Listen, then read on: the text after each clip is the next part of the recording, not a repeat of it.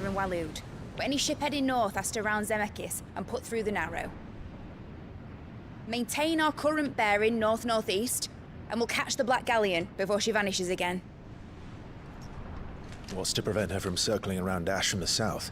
With these winds in those waters, it'd take 'em forever and a fortnight to reach Stonehere. Mid knows what she's talking about, Clive. Better than any of us lot, anyway. I say we do as she tells. Sails on the horizon. She's ours.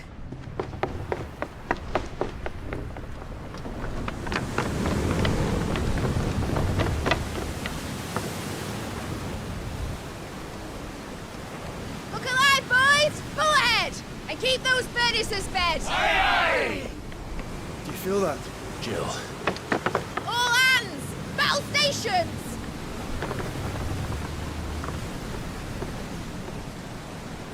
Let's see what this girl can do.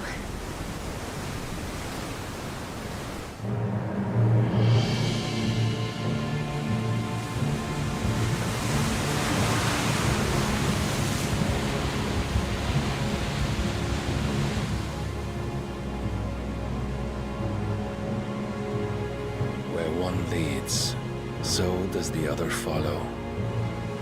The bond of consciousness which joins them condemning both to the same fate. Yet my every attempt to strike it from their hearts serves only to tighten its hold.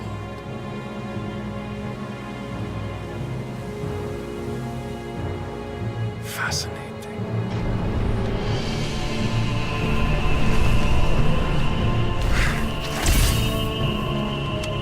But then, there is naught my blade cannot sever.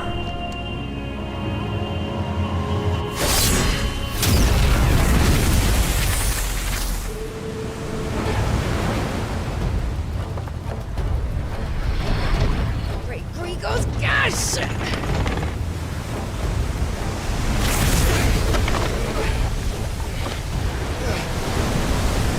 One of us. Hard a port! Heads down, you brutes! And brace for impact!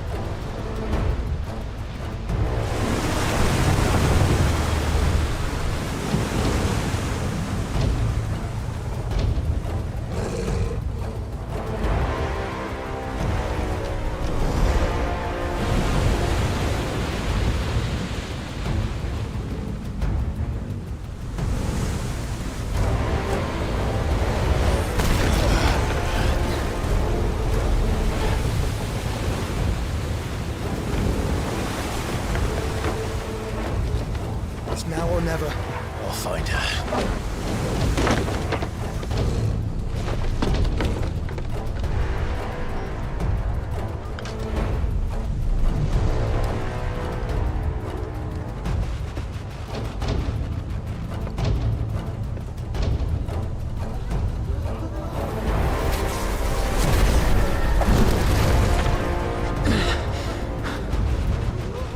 Bloody hell! Out of starboard!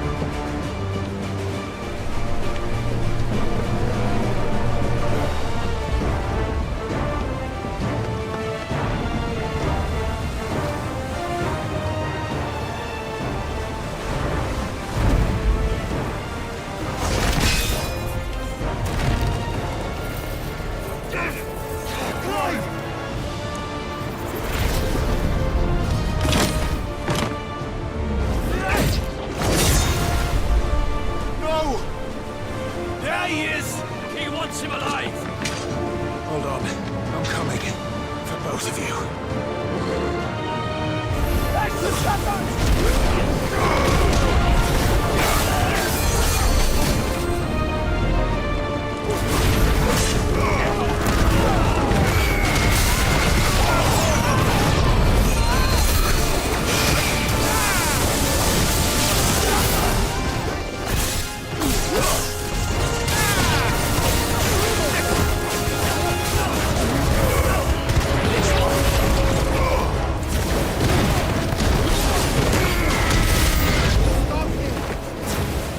Who will steer the ship?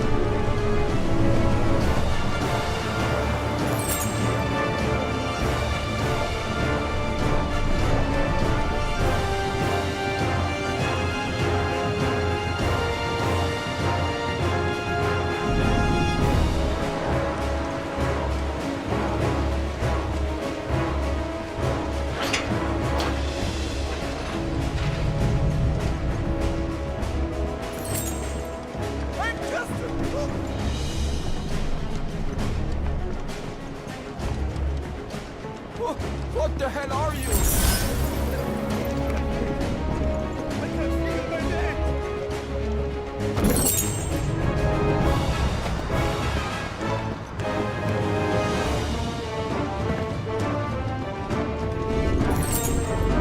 Come on, get up! She won't take us yet. This might take a while.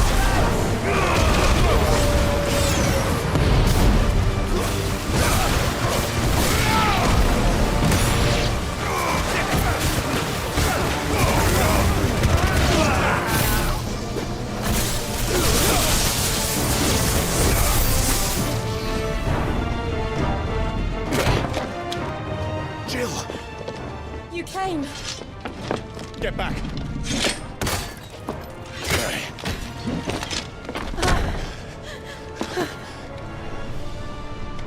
Clive, how did you... I'll explain later. Hands.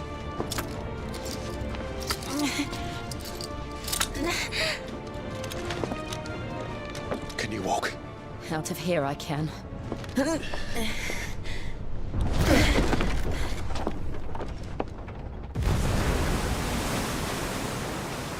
Stand still! Phoenix. Are you not the dominant of fire? I see naught before me but a guttering flame.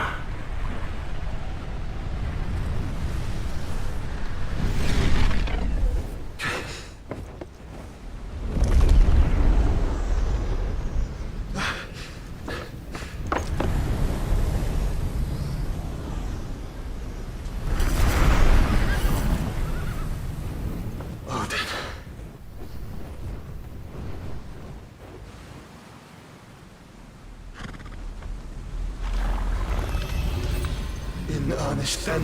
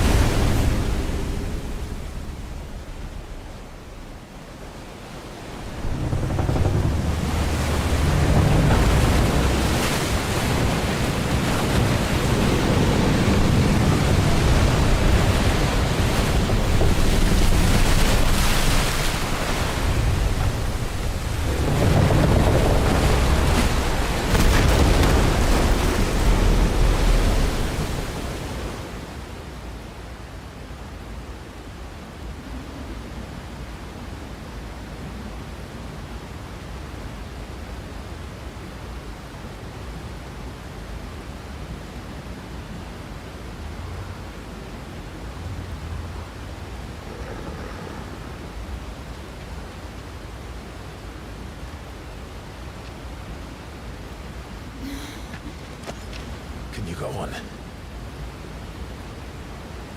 I think so.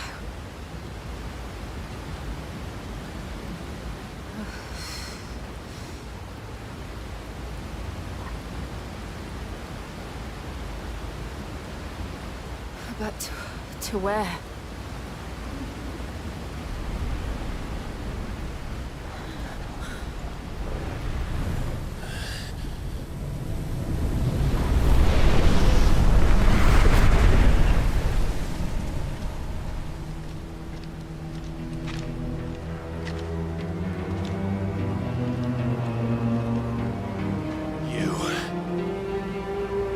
What did you do to Joshua?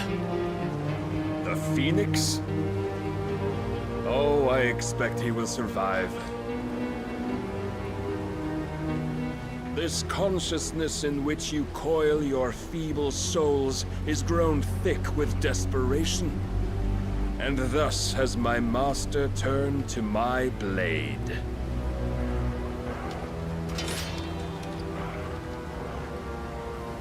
The world will soon be painted in black. And all that live shall gather in death's autumn wake. Not if we remove the cause of this misery. Not if we destroy the last of the Mother Crystals and restore balance to the world. Come. Do you truly think it's so simple?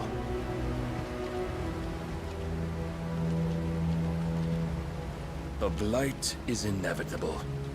Not even the Almighty might stop its endless march. Your efforts will avail us naught. Naught, that is, but suffering. You must embrace the truth, Mythos. Accept your place with the Lord. Keep it. As long as there's a chance, there's a choice.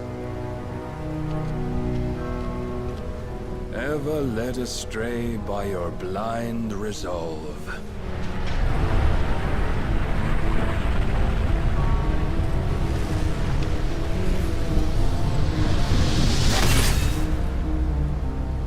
Now, it is time you learn the inevitability of your divine fate. However much it may hurt. Get as far away as you can. Clive, no! Trust me, Jill.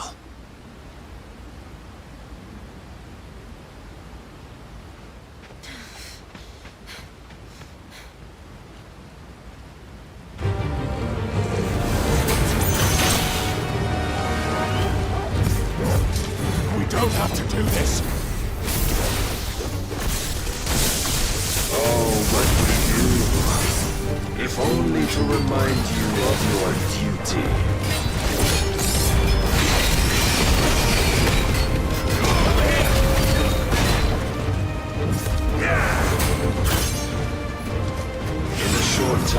since our last meeting. You have grown much. Yet as a vessel, I fear my lord will still find you.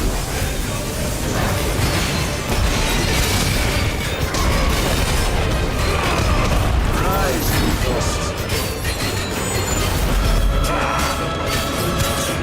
All this fire and fury, but for what? Stopping the blight. A foolish notion fed to you by a fool I have seen.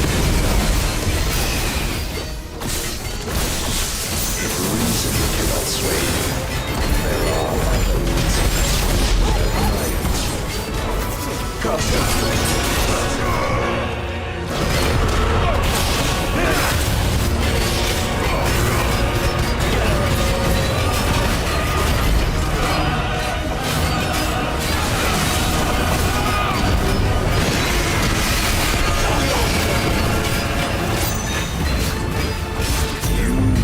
Assume the mantle you've been given.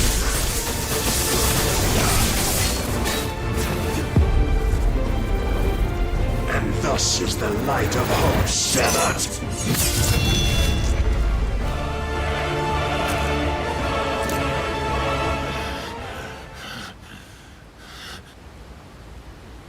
You would yield so soon. Never. Clive!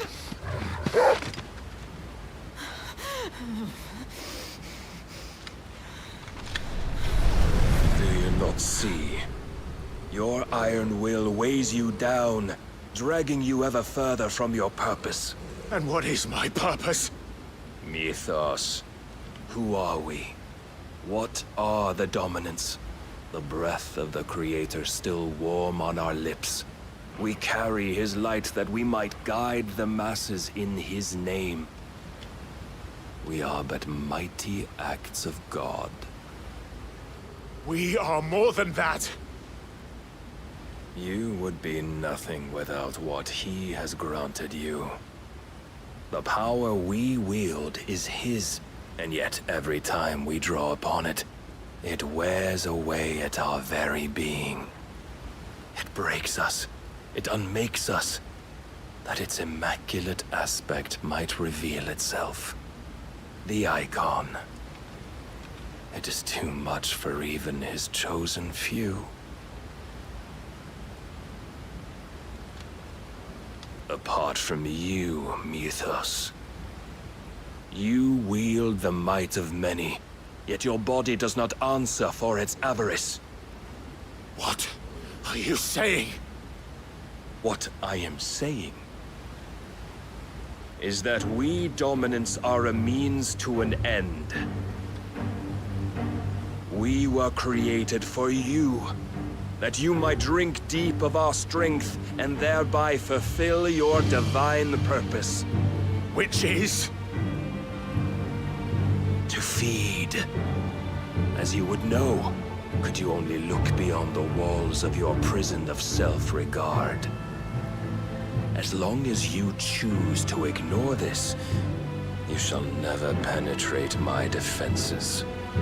Still, you may take solace in the fact that you are not alone in your plight. The chains of volition shackle all of mankind, but there is yet cause to rejoice.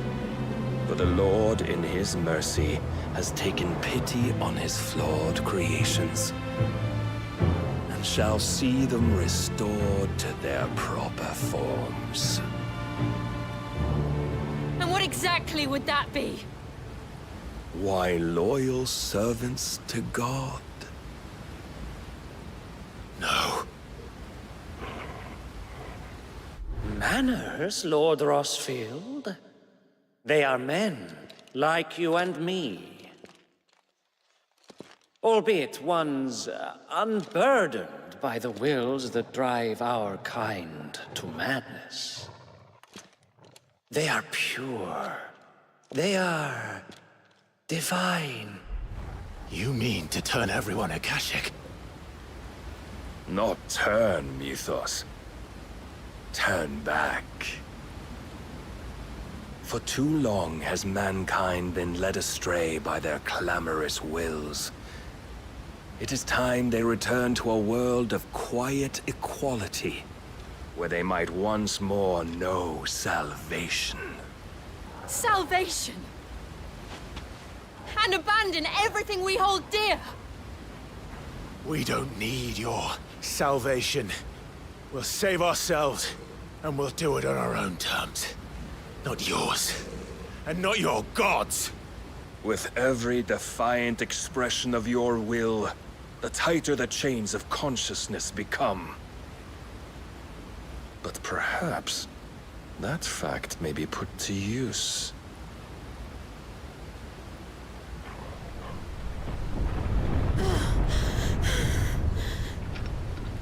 Clive! The faster it binds you to the remaining dominance, the stronger your hunger will become. Until it leads you back to the only answer there ever was. Mayhap not by the path my master intended, but back all the same.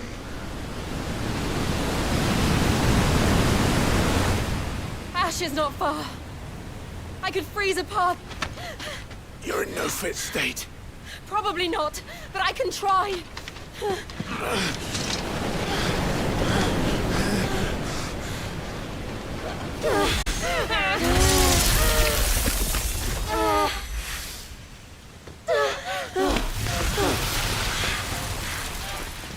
Don't look back!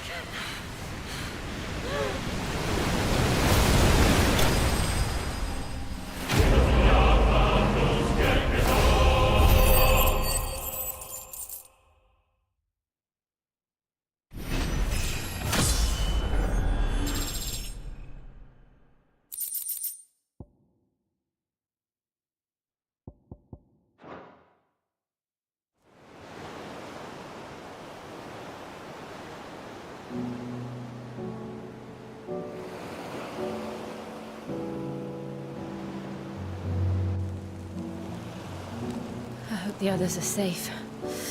The Enterprise was clear of the gap when we fell. They made it, Jill. And they will have seen the ice, where it led. We need only wait till dawn.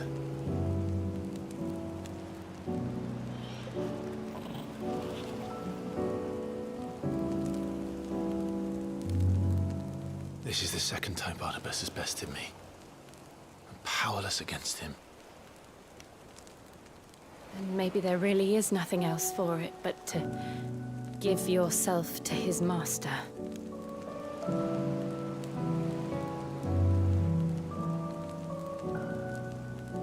Only you won't do that. The Clive I know would never do that. So you believe?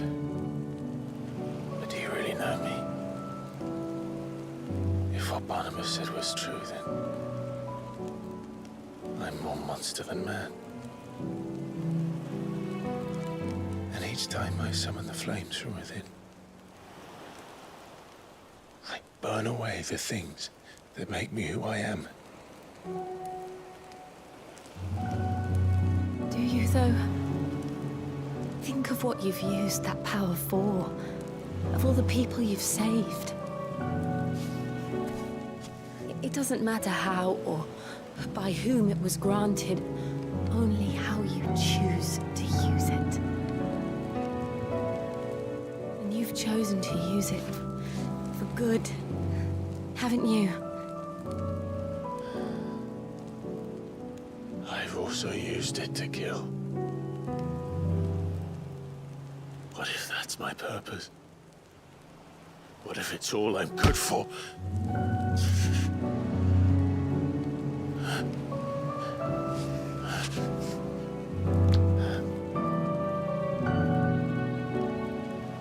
You're still that same boy I grew up with. Always so eager to save everyone around you, and yet always so lone. Because you failed to realize the one thing that needed saving most of all. You, Clive. You. You never once took the time to save yourself.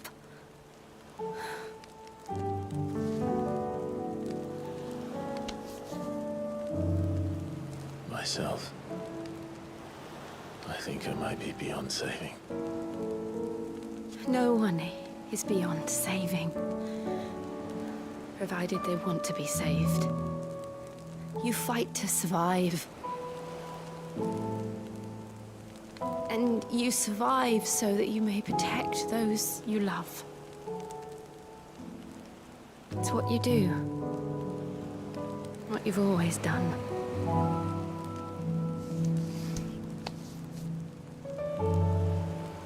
And I know you're not about to change. So I'm going to help you. To give you what you need to protect us all.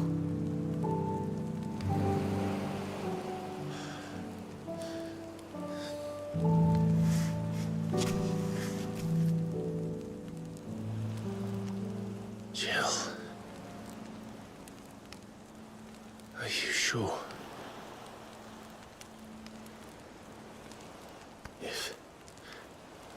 If this is what you want, then...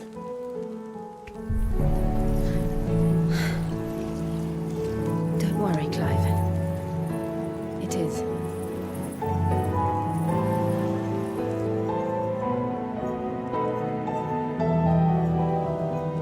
This burden, I'll give you the strength to bear it alone. But I'm not alone. These burdens I carry, my sins, my pain, my sorrow, I see now that they are all a part of me.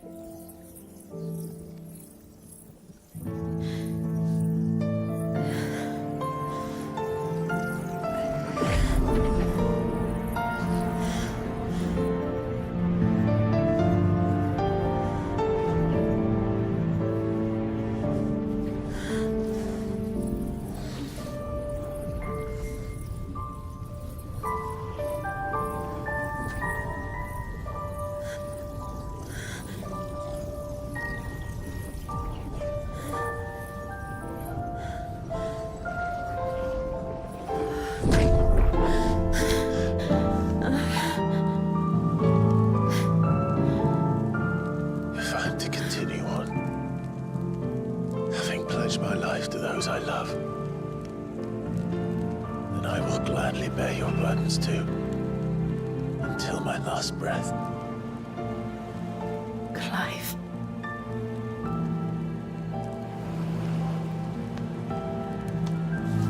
I promise you, Jill, we will find a way to escape this fate. Find a way to save each other.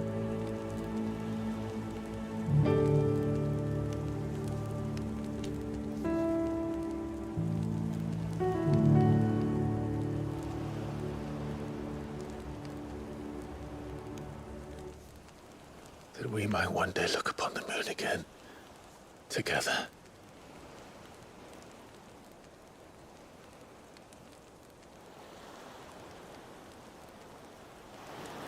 And I promise you, Clive, that I will be there, no matter what you must become. I know.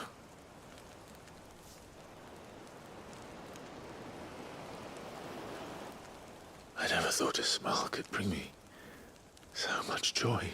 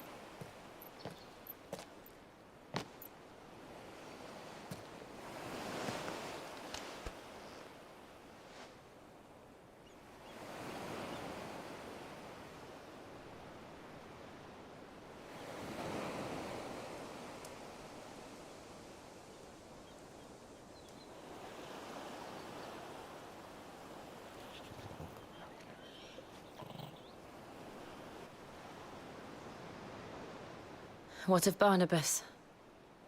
Do we pursue him? No. Our paths will cross again soon enough. Whether we like it or not. Besides, there is something we must do first.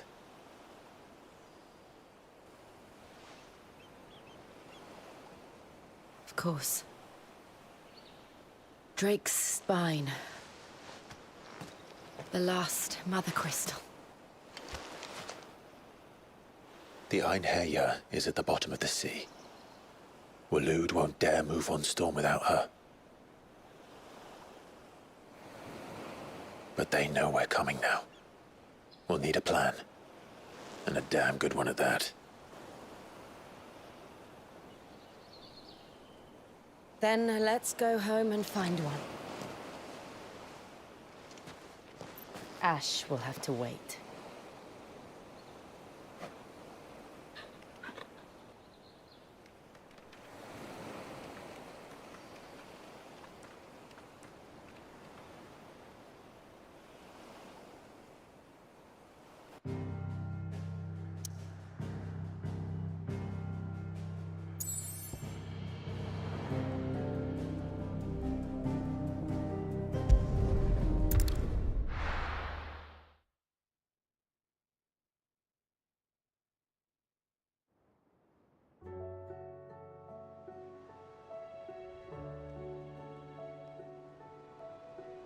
Mid says Odin split the sea in two. She's always been partial to a tall tale. But there's tall, and then there's tall. I struggle to believe it myself. I see your uncle isn't with you. He stayed with the Enterprise. After our brush with the Einherjar, she was in urgent need of repair. And my uncle knows a shipwright in Randalar. We're to join him there when we're ready to sail for Ash. You sure that's wise? Last I heard, the place was still overrun with Akashic. Show me a city where that isn't true. Ultima's plague is spreading. We're running out of time, aren't we? We've done our best to shore up that hideaway. But I doubt a few planks will stop what's coming. Still, we'll keep at it. Every little helps, I suppose. Let's hope so.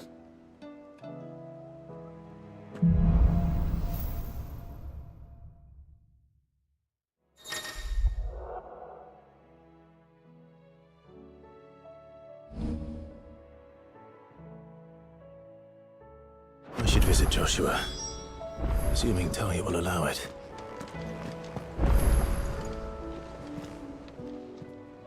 Oh, I wasn't expecting you back, son.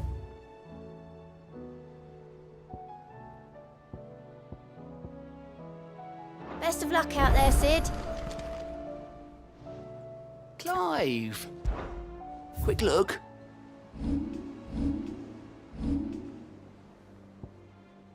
Think you can help?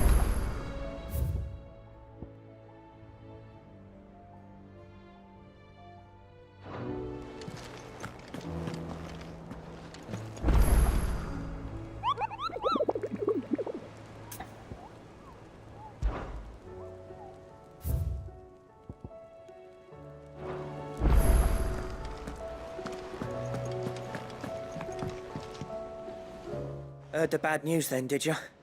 What bad news? About Dravost. Blackthorn's old haunt. With the forge and all that. Well, anyway, the mine's just down the road from there are spewing out ether like no one's business. And the village? Safe from the flood for now, but they've got other problems. Akashic. Every creature in the area's either turned, or on the way to turning, apparently. Zoltan and the others are living on borrowed time. They need help, and quick. Doris sent a few curse breakers to keep an eye on things, but there's only so much a couple of scouts can do. Except get eaten. If something ain't done soon, the old place will be overrun. I won't let that happen. Didn't think you would.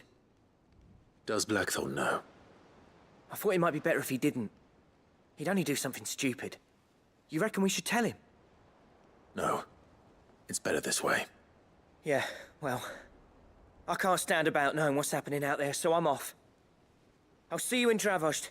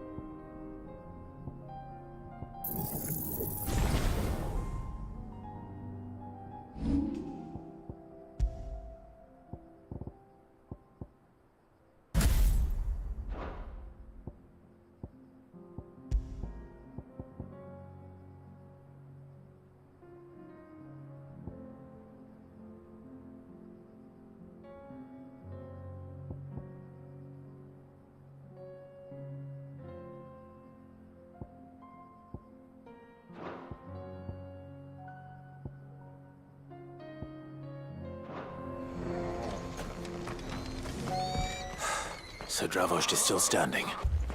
For now, at least. If you can swing a hammer, you can...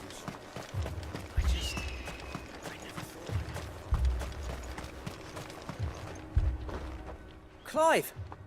You're here! And the Akashic? Mostly off to the north still. But I spoke to Doris's scouts and it turns out things are worse than I thought. There's swarms of them out there. Told old Snotty to be ready to seal the north gate. That should buy us some time if we need it. Enough for the villagers to barricade themselves inside their homes at least. Well done. Welcome back, Sid. I'd never have guessed, you know. Not if August hadn't let slip. Who'd have thought that the savior of Dravost would turn out to be the realm's most infamous outlaw? Keen to help us out again? I am. Thought you could sneak off without me, did ya?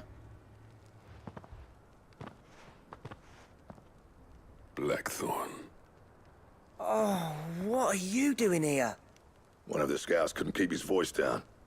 Unlike my best mate who didn't think I deserved to know. Zoltan, how long's it been?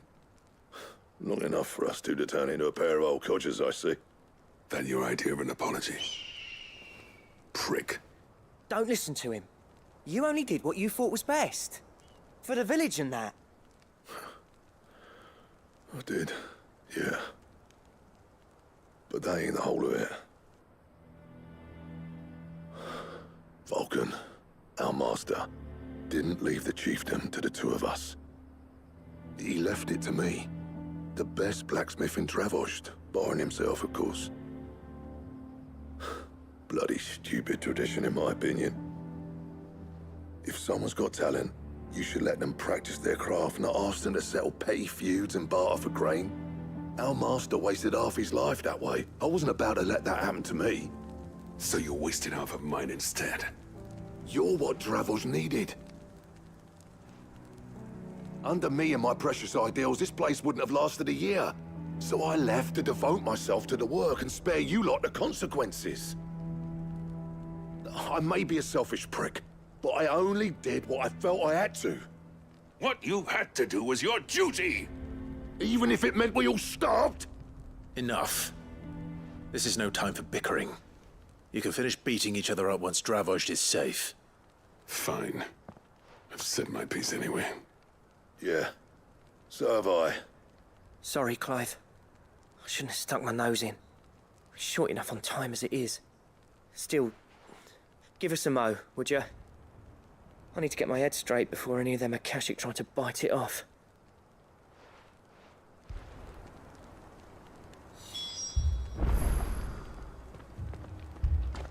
You, ready for the off, then? We can't afford to waste any more time. Right you are. Might be worth having one last word with the scouts, though. Don't want any nasty surprises, do we? Oh, and Blackthorn, you and Zoltan might be better off staying inside the... Akashic on the move. How close are they? Within sight of the walls, and there are more coming up from the mines. What was I saying about nasty surprises? They'll wash right over us if we stay out in the open. We're pulling back behind the gates. Good idea. Get yourselves inside, but keep your weapons handy. Understood.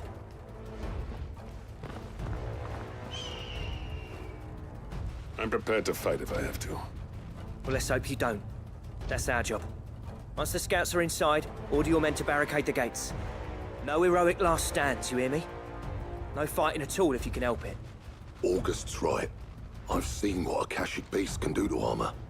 The people here are tough and willing, but they ain't equipped to face what's coming. I'm going out there. Start work on the gates as soon as I've left. I'll give you as much time as I can. And if they kill you?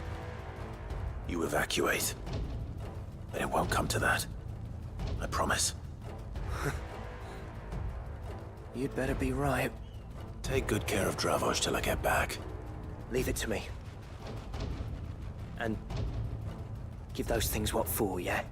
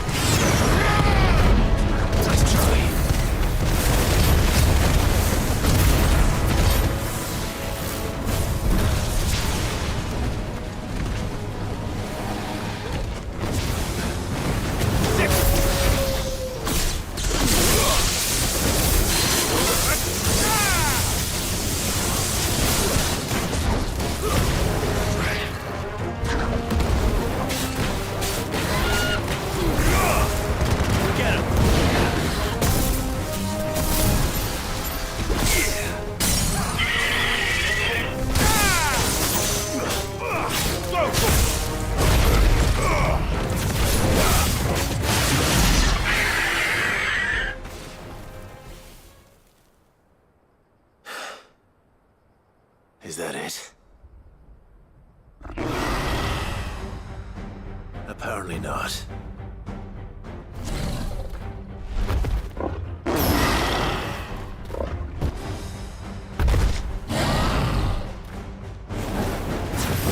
Not getting past me.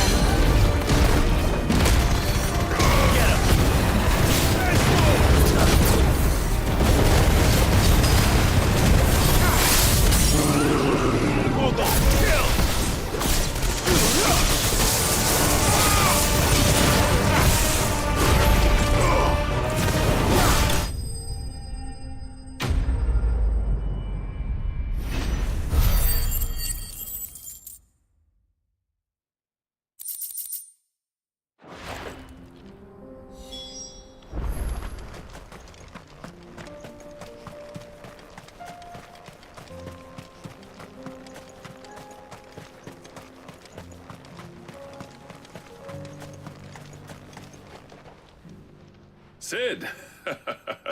You're even more fearsome than your reputation. Enough to give those Akashic monsters nightmares. I almost felt sorry for the wretched things. But mostly, I felt grateful. Dravojst won't forget what you did today. I'm afraid I've only delayed the inevitable. There's no getting rid of that ether flood. Meaning that any living thing which stumbles into those mines will end up clawing at your walls again. And that's if the flood don't spread. If it does, well, I hate to say it, but the village's days are numbered. That may be, but we're staying just the same. With ether floods springing up all over, it's no less safe than anywhere, and more importantly, it's our home. We'll fortify the gates to the north, and I'll see that they're guarded day and night. All right. Then we'll give you a hand shoring up those defenses. As for you, Blackthorn, that's twice you've turned up when Dravoj needed you. So, thanks. I shouldn't have stayed away so long. And I shouldn't have left without talking it over with you first. Too bloody right you shouldn't. Though I doubt I'd have listened. I always envied you. How you made everything look so easy when, for me, it was anything but. You leaving gave me the perfect excuse to hate you. And from that day on, I never once stopped to wonder what it would have been like if you'd stayed. But what you said earlier, it was true. You'd have been the death of this place. Finally, something we can agree on. I hope you see the sense of it eventually. You kept this place alive.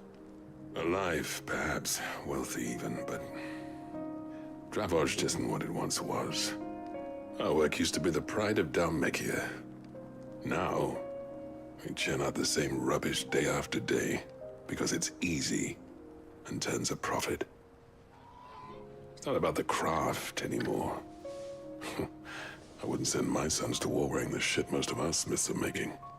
I've kept working, honing my skills, trying to lead by example, but no one sees the point.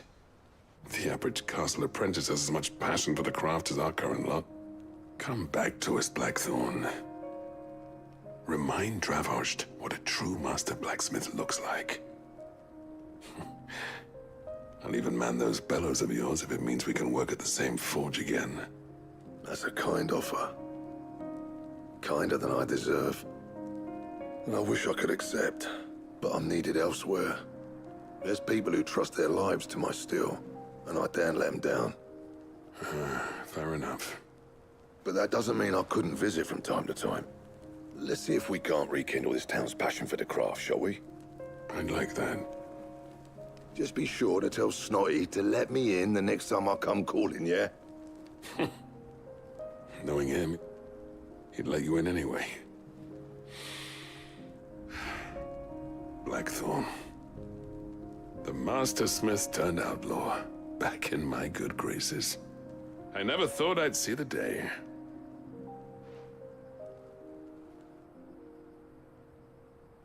I'd say that went pretty well, wouldn't you? Even better than I'd hoped. Sid, I've got something for you.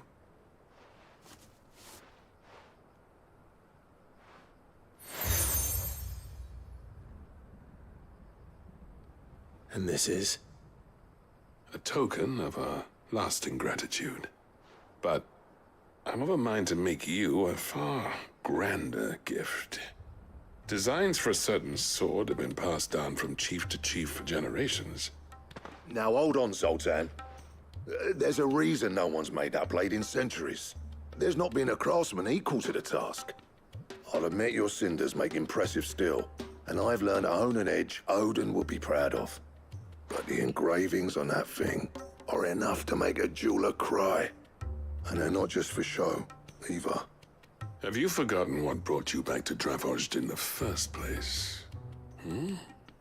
A certain ring? I knew I'd never surpass you with the hammer and tongs. So I turned my hand to a different kind of metalwork. Between the two of us, I'd say we're the equal of any master craftsman ever to have graced a forge.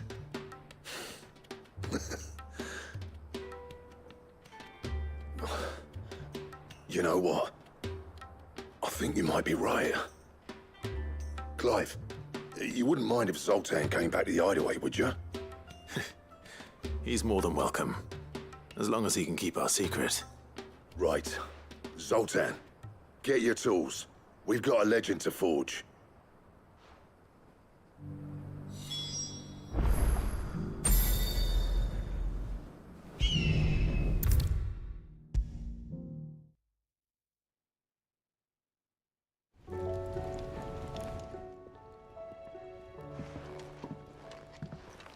Ah, the man himself. We were just about to make a start on that sword I promised you. It's funny, but none of this would have been possible without your help. You remember Camille? We'll be using his leatherwork for the grip. The steel, meanwhile, will be tempered in a fire, burning the cinders you charmed out of old Zoltan here. And that whetstone from the Outer Isles, that'll be what gives the blade its edge. And the final flourish will be my talented colleagues' engraving. A team effort led by the greatest blacksmith alive. Now, save that talk till the thing's finished, yeah? Right. I'm ready if you are. To the bellows it is, then.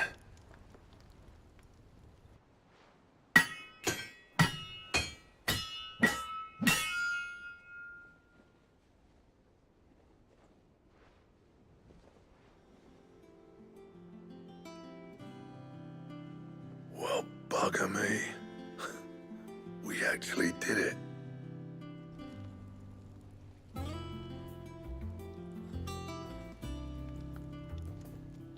The sword to end all swords. Ragnarok.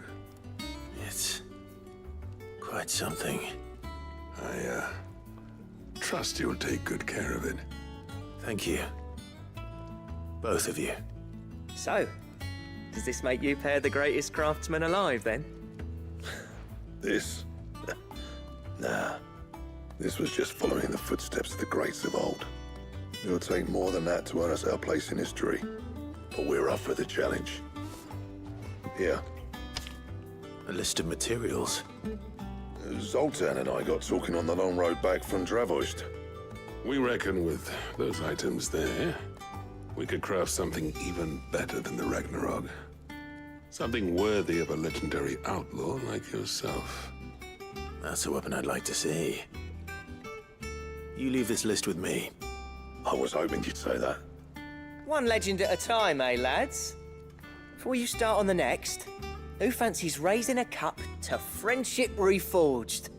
Good idea. No more drinking to forget my past. It's about time I had something to celebrate. Then tap the kegs! Vulcan's boys are on their way!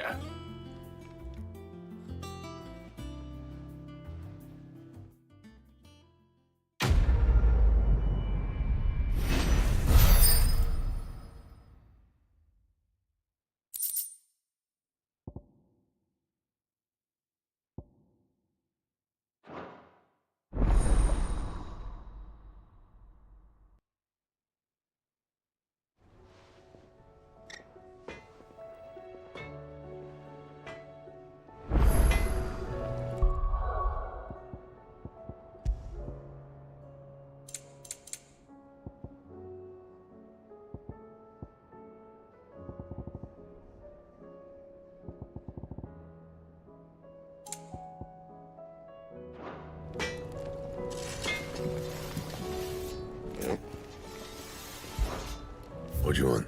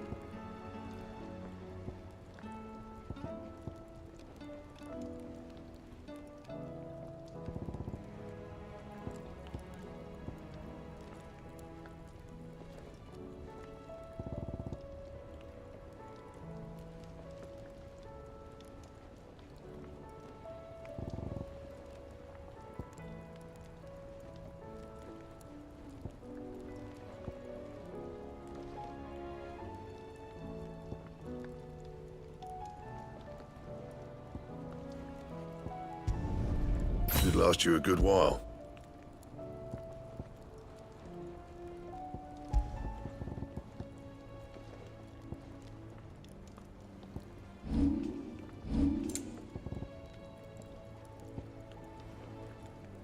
And?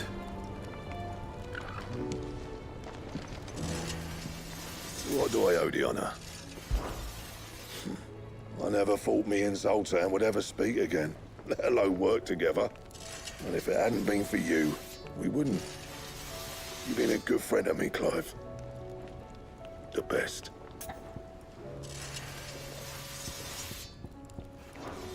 I'll keep the forge up.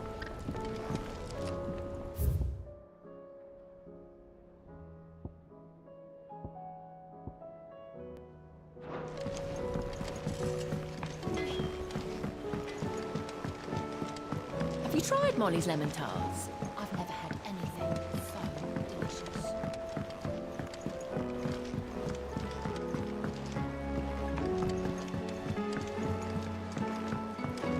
Canva lost.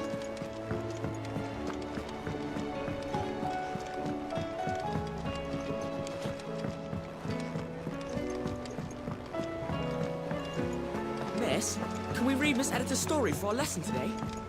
What a wonderful idea, Jocelyn. Let's do just that.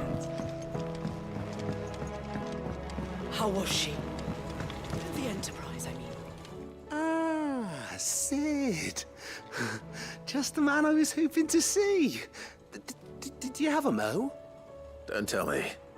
You need more bomb ash. Oh no, we still got plenty of that left. I'm working on bringing another one of the Chief's designs to life. This time, it's a new smelter. It's got a reverberatory hood over the top for additional thermo amplification. and a system of reciprocal recirculatory regenerators that let's just say it gets very blimmin' hot. A heck of a lot hotter than anything Blackthorn's got in his forge, that's for certain. Only mithril engines get hotter, and you can't chuck ore in one of them and get metal out the other end. Trouble is, we won't be able to make it out of any old rubbish, neither. We need the good stuff. And I hear you once helped Helena get her hands on exactly that. Any chance you could help me too? If it's for the good of the hideaway, I'd be happy to. Oh, it is. I promise you. So, what exactly is this good stuff you need me to find? We've got a couple of examples here. Spherical echoes, we call them. More fallen materials. So this smelter is similar to the mithril engine in more ways than one. That's right. They're a bit like the thermal helms. Fallen ceramics deal with heat like nothing else, see? And what's more, they're directional, transferring heat from the inside to the outside. But these things, they're all outside. If we line the hood with them, they'll reflect the heat right back into the furnace. We've collected as many as we can, and I know where we can get the rest. Trouble is, they're all watched over by their bigger, uglier cousins. So you want me to visit some ruins, destroy some echoes, and bring back the spheres they're guarding? That's it in a nutshell, yeah. We're only 3 short, mind, and we know exactly where they are. There's one up Amber Way, in that ruin that they call Lost Plume, and another in the Silent South over in Dalmekia. Last one is in the ruins of Advent, which is in the Empire. All right then. Wish me luck. Will do. I'll be keeping all my fingers and toes crossed.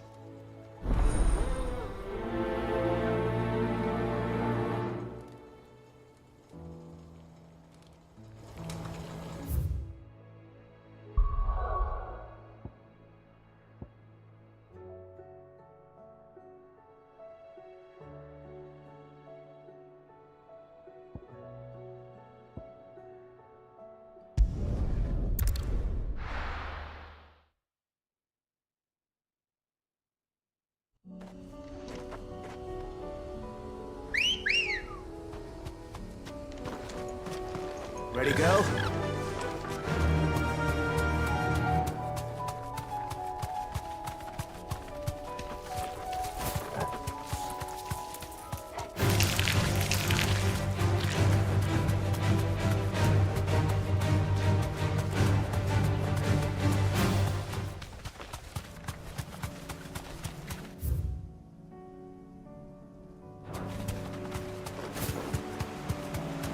Damn it. The whole village has turned. Time to fight.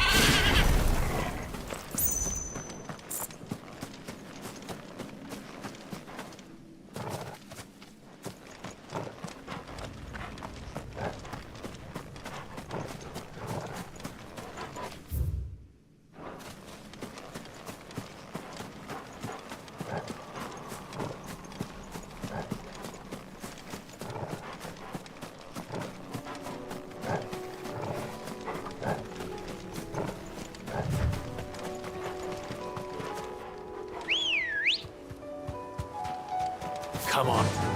Yeah!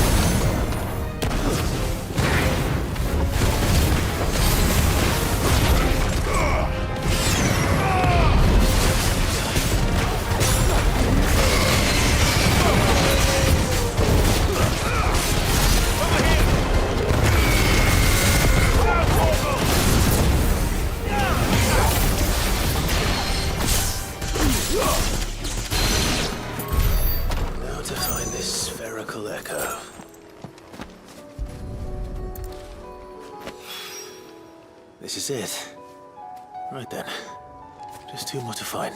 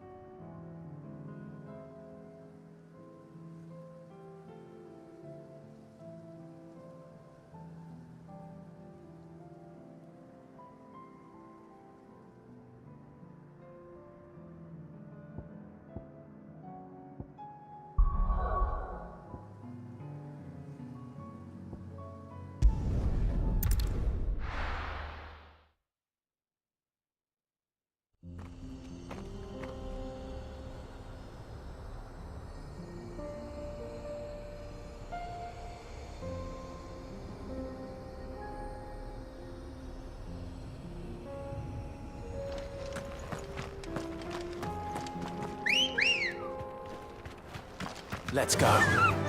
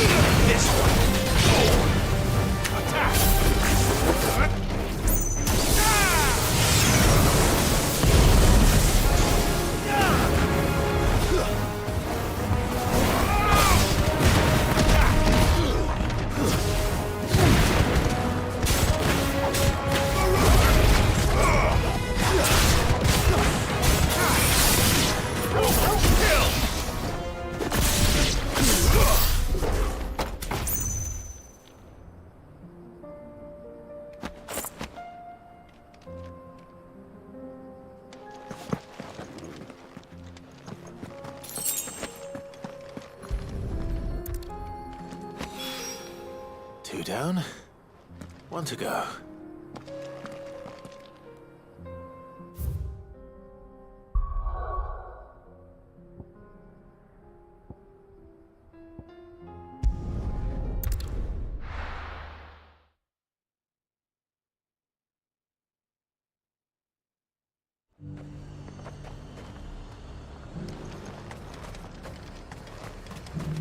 Why?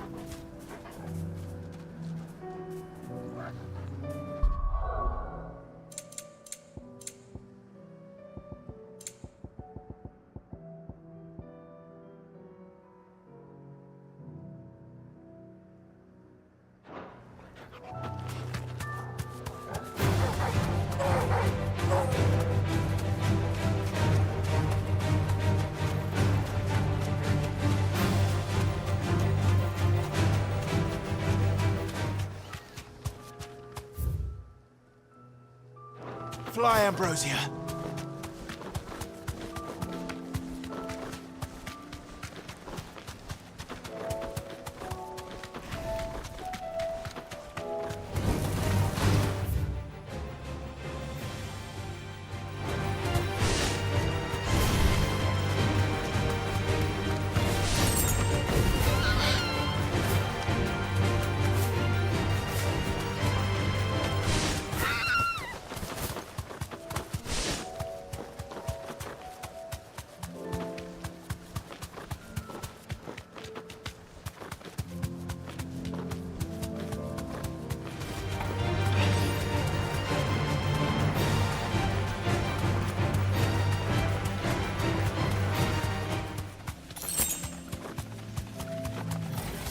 Enough of you, are there?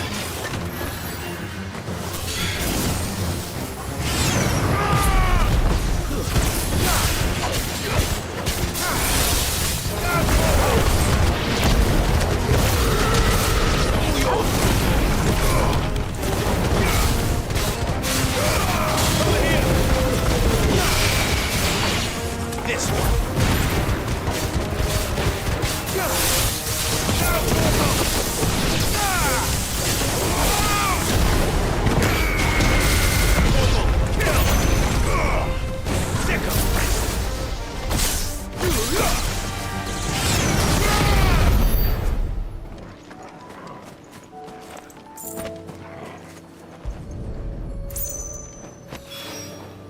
That's all of them. Owain can uncross his toes now.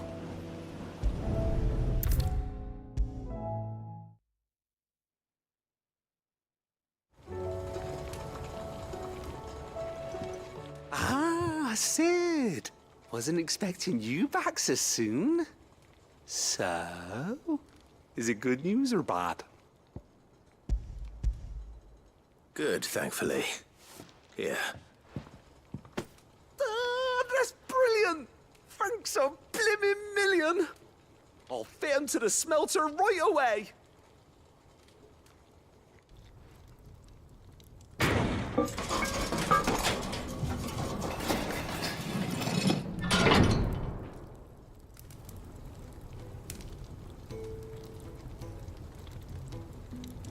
May I present to you the Telemon Furnace! Ain't bad, is she? She's a beauty. You saved my bacon again, Sid, and I ain't about to let your good deed go unrewarded. It's fine, really. My bag's flexible enough already.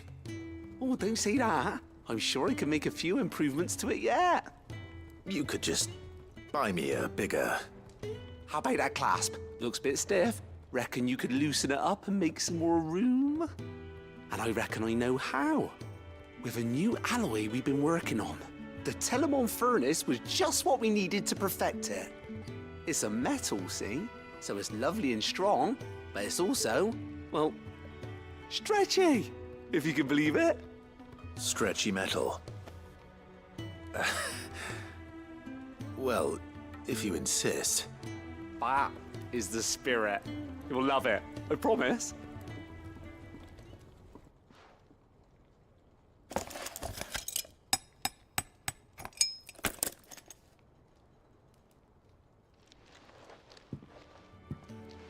So, what do you reckon? It's actually quite ingenious. Thank you, Owain. Shh, don't mention it. You earned it. And I wanted to get some practice in using that metal anyway. Reckon we'll have all kinds of uses for it around the hideaway. Can't think of any right now, but that's our job, innit? Dreaming up new ways to make life easier around here. Maybe even out there, too. One day, the whole world's gonna know about the inventions you've helped us put together. That bag of yours will be the first of many. You mark my words. They'll hardly believe their eyes, I'm sure.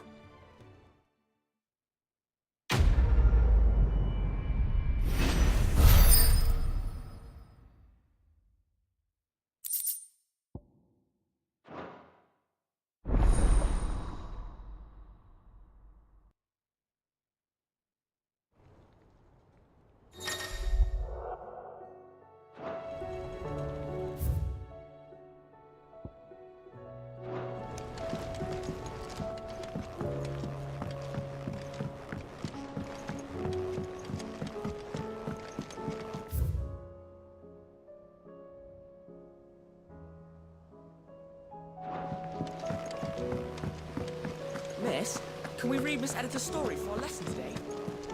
Canva lost. Let's do just that.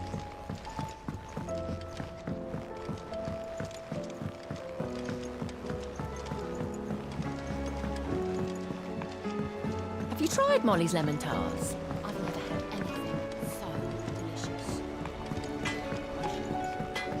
The stew's awfully thin these days.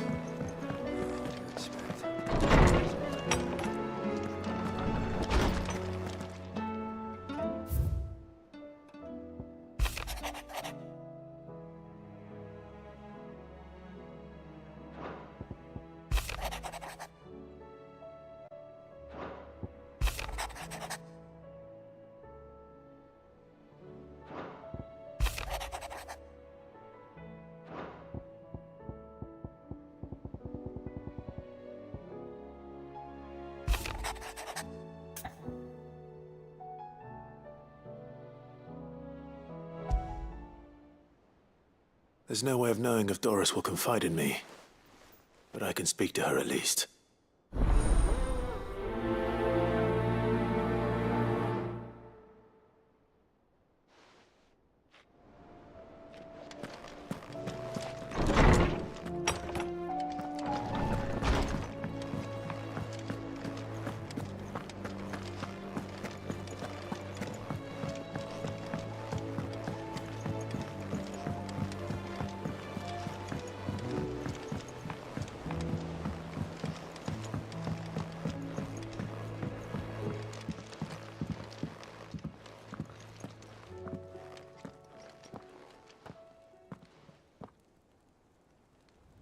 Where are you?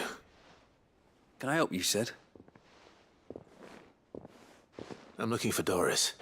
Is she here? I'm afraid not. She's at Martha's Rest on a job. My job, actually. When she heard what the mission was, she insisted on going herself. Alone. Did she? What was the mission? Following up on some new information. Once they'd settled in, the bearers you helped liberate in the Dragon's Eyrie were keen to talk about their imprisonment. And about their captor. The slaver Cole's team were tracking when they were attacked by the Beastmen. I'll go and find her. She's at Martha's Rest, you say? If she's not moved on already, yes. I hope everything's all right. Why would Doris insist on going alone? Maybe Cole was right to be worried.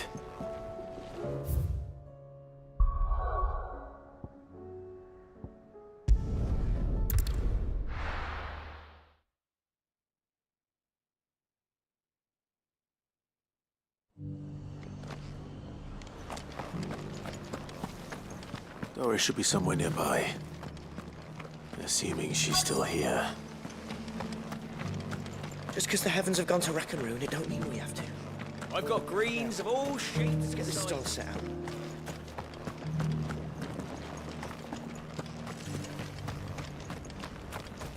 Looking for shelter, are you?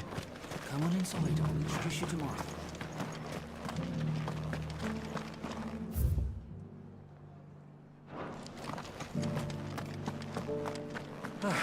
Nearly done.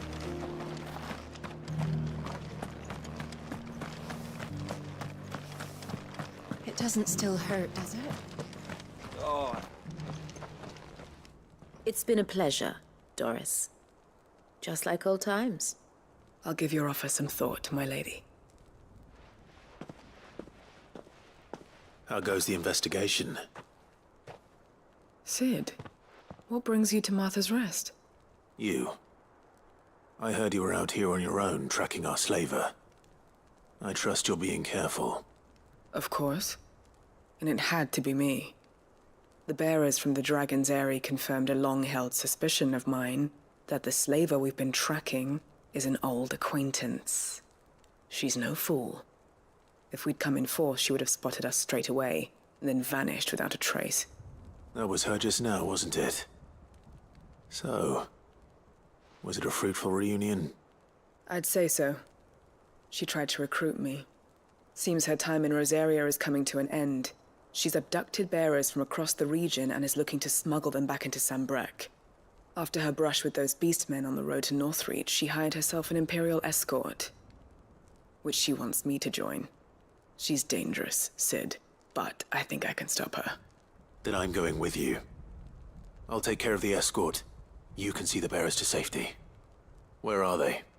The Baum Archers, soon to break camp. You go on ahead. I'll follow once I've sent word back to the hideaway.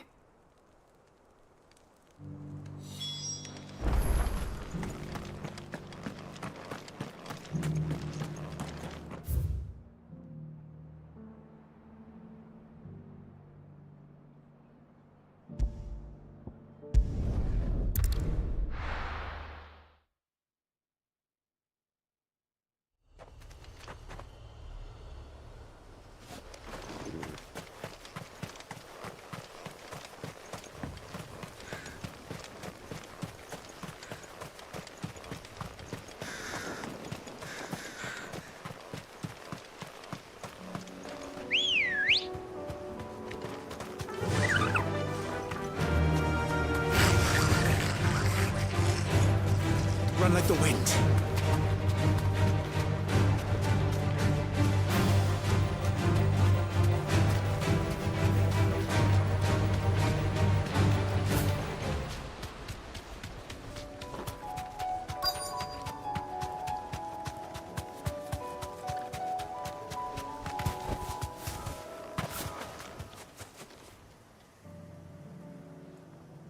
Good. They haven't broken camp yet. How did Doris come to know a slaver, I wonder?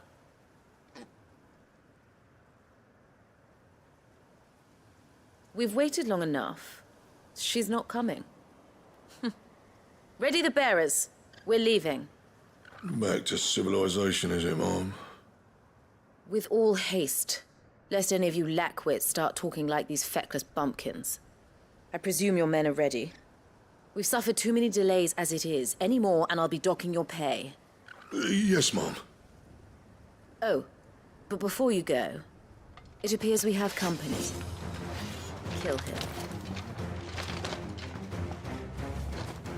You're welcome to try.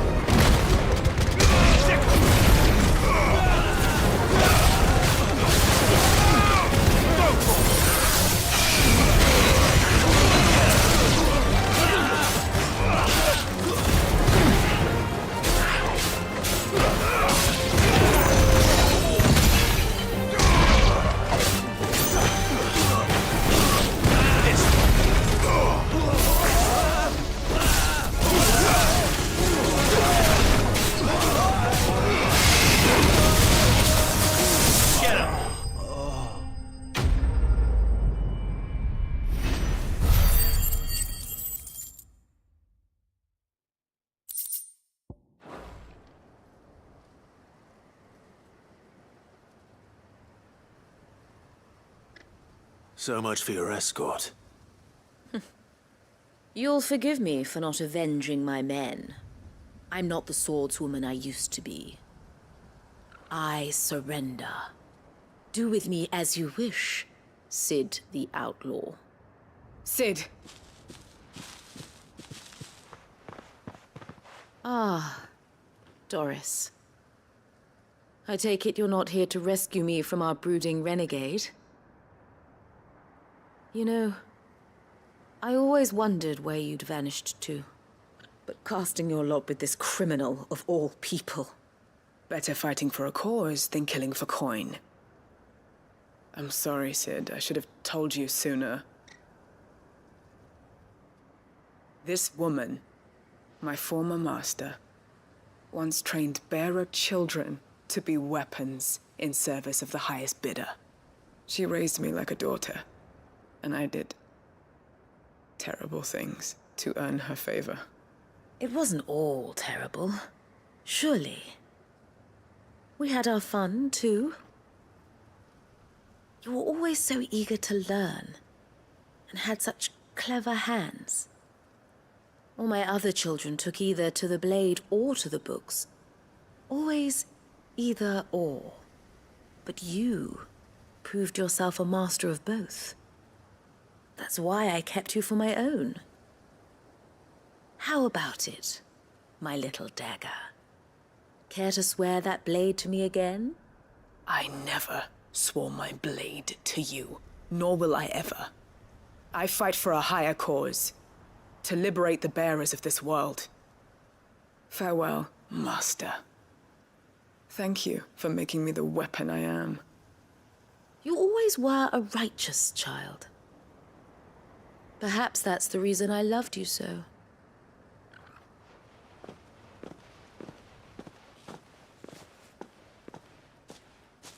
What do you want to do with her? I am not the killer she wanted me to be. Not anymore. And she no longer has friends in high places. The Dame does, though. Her connections at the Imperial Court will see that justice is done. All right. If you're certain. I am. And thank you for everything. Now, I better let these bearers know that they're safe.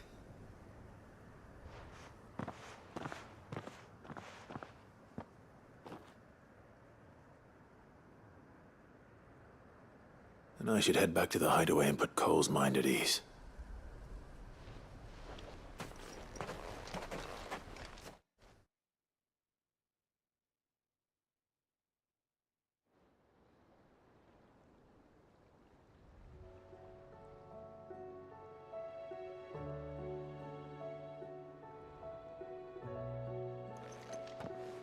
Welcome back, Sid.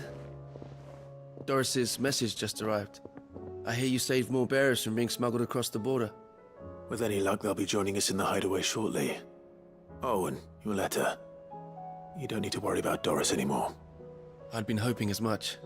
She mentioned one or two things in her report. So the slaver we'd been chasing all these months was her former master. Wish I'd known. She's been arrested, by the way, over in Sunbreak. Went quietly, or so we're told. And she won't be getting off lightly. The Empire may have no love for bearers, but it's none too fond of black market traders either. Can't have been easy for Doris. I'm sure it wasn't. But don't worry.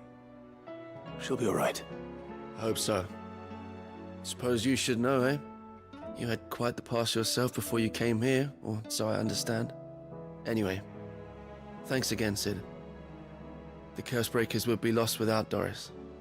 And you, of course. Keep up the good work, Cole.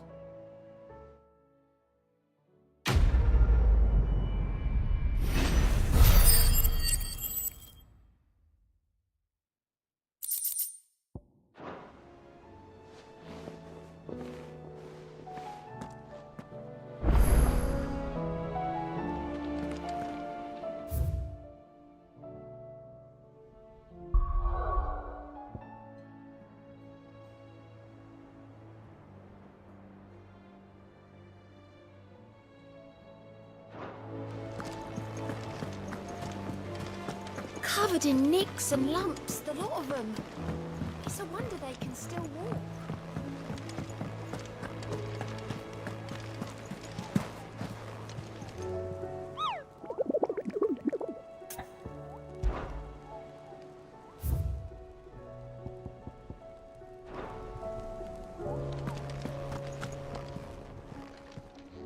How may I help you today, Clive?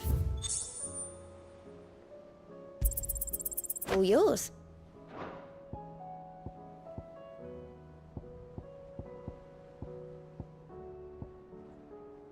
Come again. I may have more for you. Fancy a look at the list, do you? Anything catch your eye?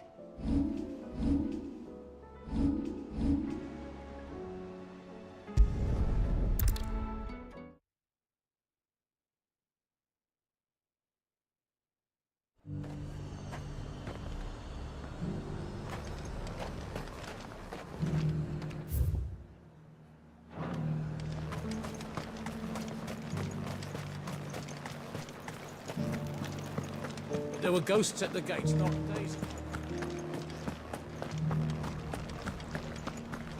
You needn't fret. Creatures.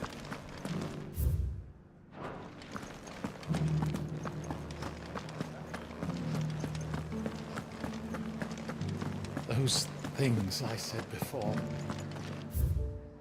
about not being able to fight.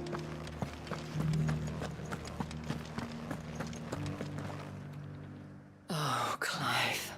What am I to do? My wards and I may soon be without a home. What's happened?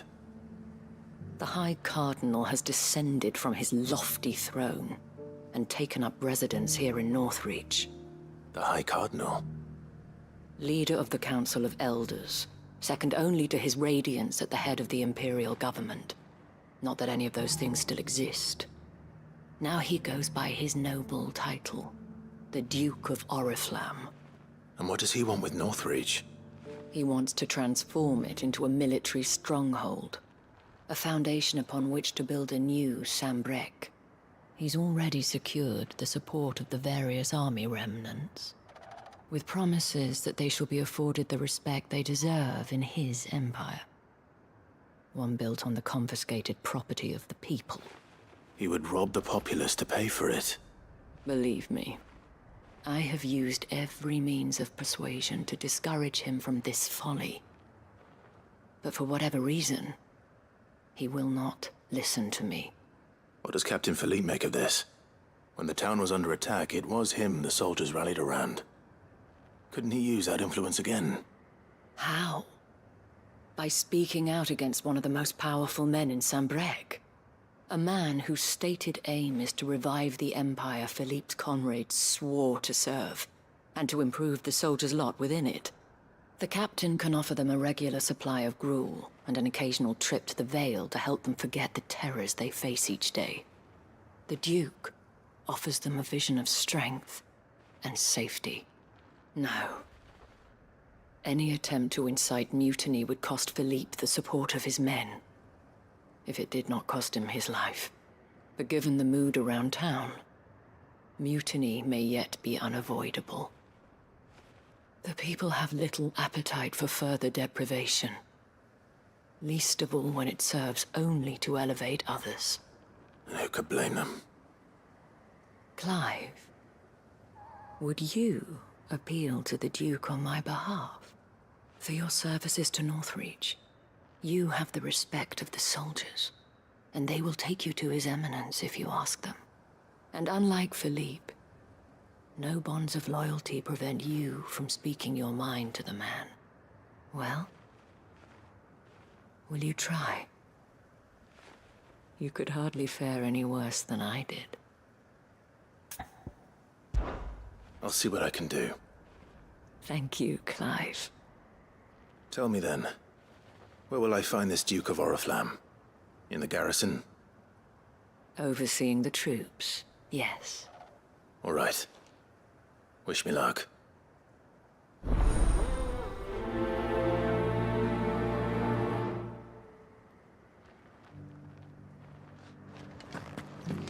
I may have met this Duke before, at the Remembrance Ceremony. Let's hope I didn't make a strong impression.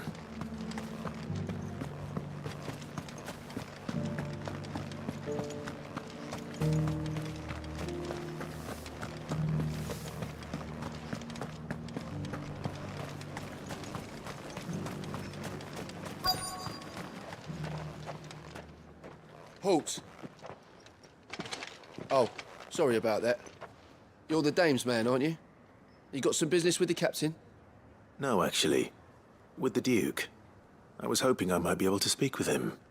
We're under orders not to let any civilians pass. But you should be all right. His Eminence has heard all about you and your heroics. Wait here. I'll go and ask.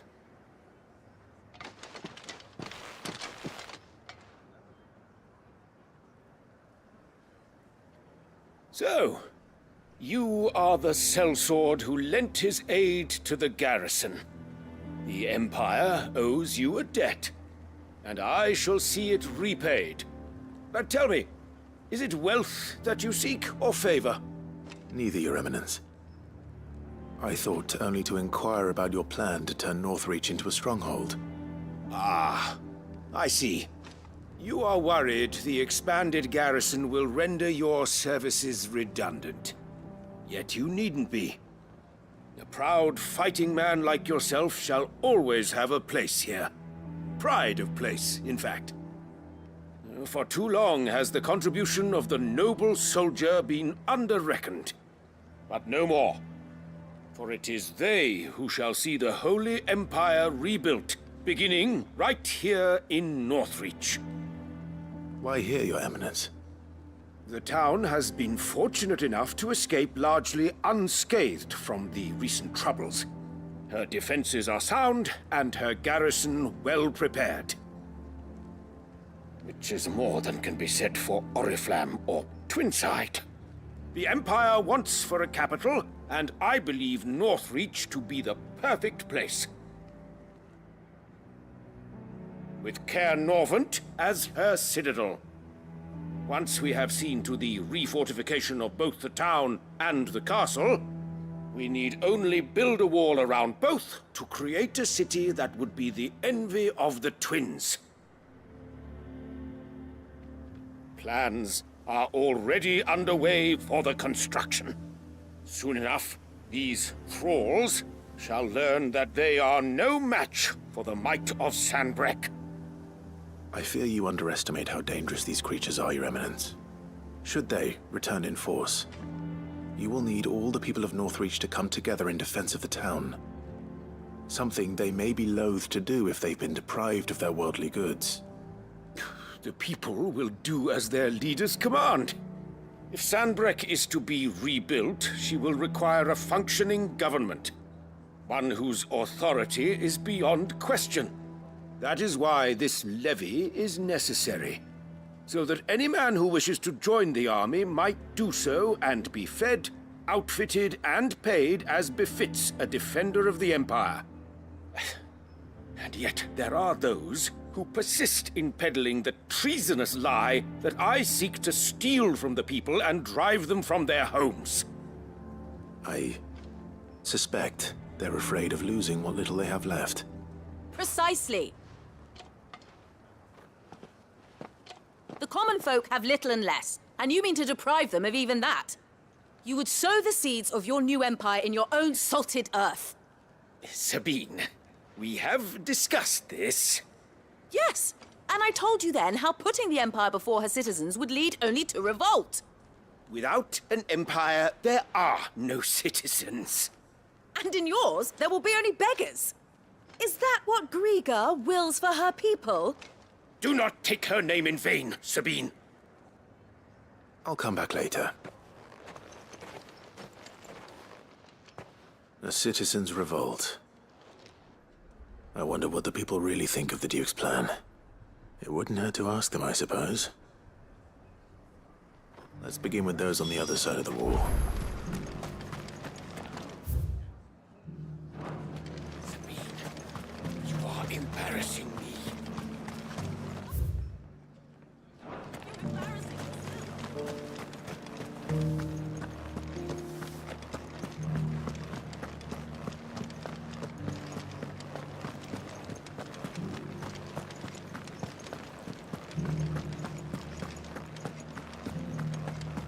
There were ghosts at the gates not days ago. All right there. What is it you're after, sir? Just your opinion, actually. I wondered what you thought of the Duke of Oriflamme. Oh, him. Not much. None of us traders do. It's thanks to nobles like him that we had to set up shop this side of the wall in the first place. Couldn't have the rabble getting any closer to the holy capital, could they? And now he's trying to drive us out completely, threatening to take everything we got from us if we don't clear off. If the dame said she wanted him run out of town, I'd be straight through that checkpoint, tar bucket in hand.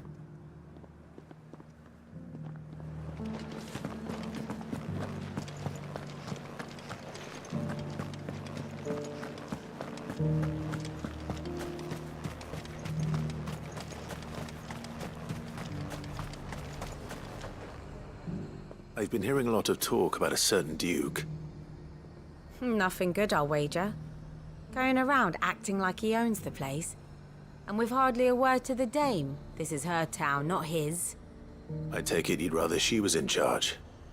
As far as I'm concerned, she still is. Just need His Eminence to sod off back to Oriflamme.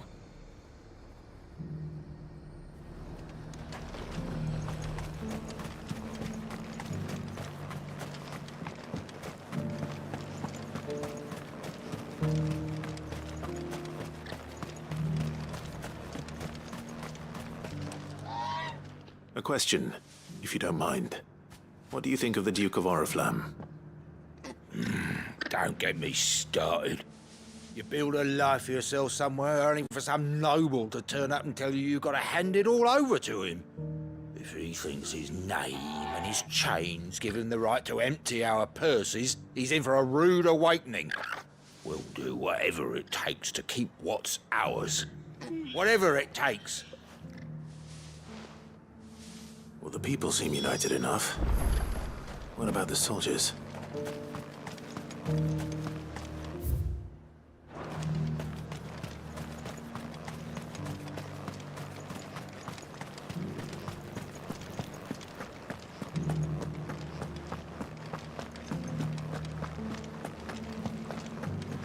You needn't fret.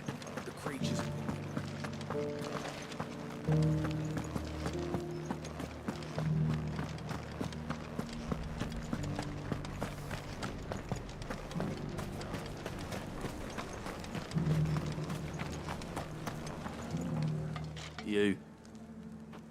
You're the one who was talking to His Eminence.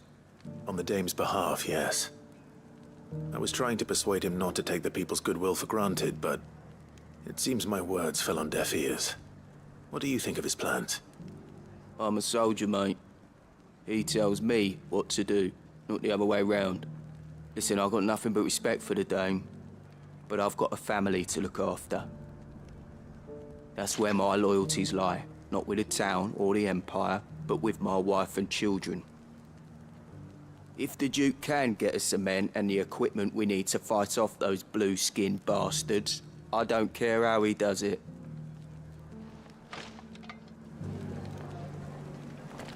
I left everything. As long as you remain, the Veil will see to your needs.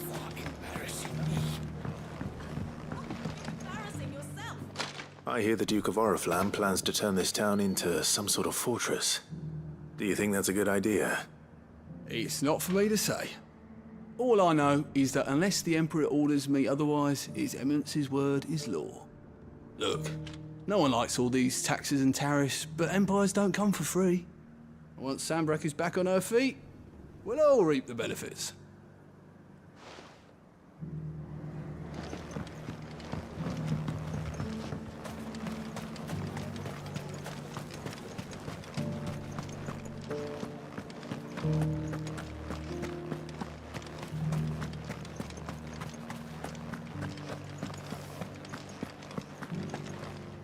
Excuse me, do you have a moment? I wondered if you'd mind sharing your thoughts on the Duke of Oriflamme. Well, he's made a lot of enemies coming in the way he did. I mean, look around us. You can see the state the realm's in. The traders might not like having the screws put on them, but if they volunteered a few more of their hard-earned gil before things got bad, maybe they wouldn't have to. I think the Duke's got a point when he says rebuilding the Empire's the best way of making sure we're all protected. And if that means people who don't know one end of a sword from another have to make way for those who do, well, that's just how it goes. Let's see what Philippe makes of all this.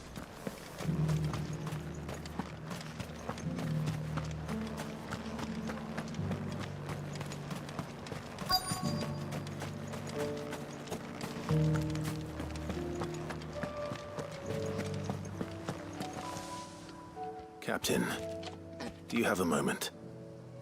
For you? Certainly. Clive, wasn't it? Thank you for last time. How can I help you? I wanted to ask you about the Duke of Oriflamme.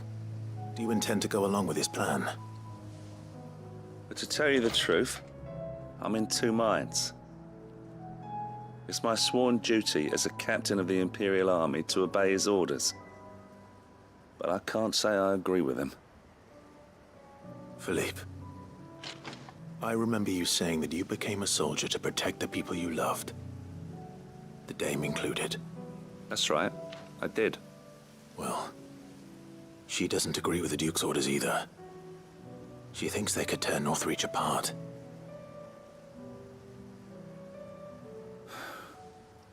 And she's probably right. Thank you, Clive. I know what I need to do now. Protecting the people I love is what matters. Doesn't matter how.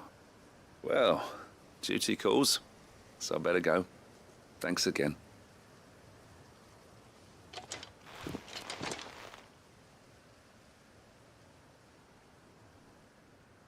It seems Philippe wants to do the right thing at least. I expect Isabel will be pleased to hear that, if nothing else.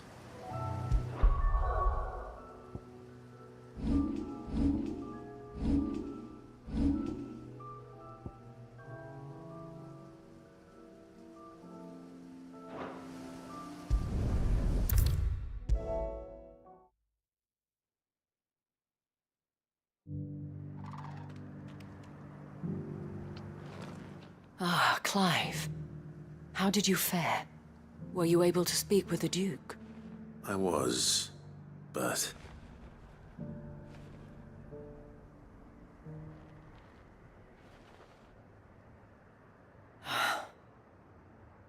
So Northreach is to be a fortress after all. Well, it will certainly help to hold back the thralls. There's no denying that. Though I doubt it will come as much consolation to the townspeople whose worldly goods are confiscated to pay for it. They deserve to be heard, Clive. To have a say in this new empire the Duke means to build. Sadly, His Eminence values their obedience more than their opinions, and hopes to reassert the authority of the state. I fear he sees the people as mere pawns on his chessboard to be sacrificed for the greater good. Needless to say, they themselves are of a different opinion, and would rather their destinies were in your hands. The soldiers, meanwhile, are content to follow their orders. And not just because of the Duke's rank, but because of his vision. I thought as much. Had I sworn to protect Sanbreque, I dare say I too would want nothing more than to see it rise from the ashes. Thank you for trying. But the battle is lost.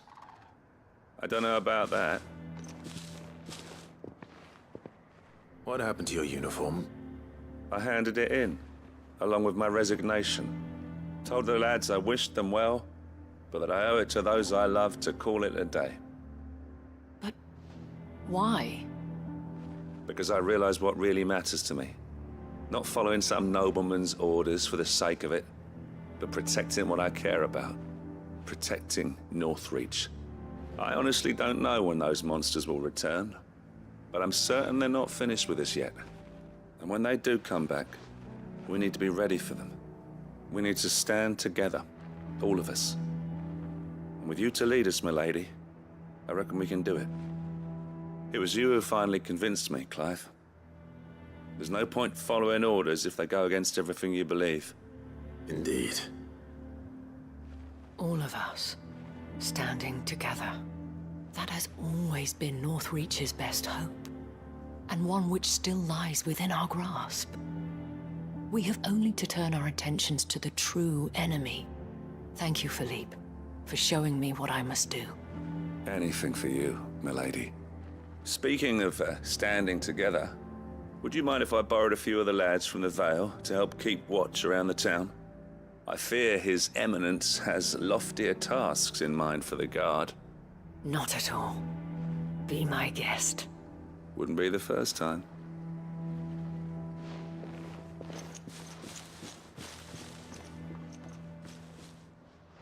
There may be hope for Northreach yet. Especially with men like you and Philippe to champion our cause. I, for my part, shall continue to work upon the Duke, in the stubborn belief that I might still tempt him into joining hands. But I suspect I shall have to call upon your aid again. Until then, Clive. Until then...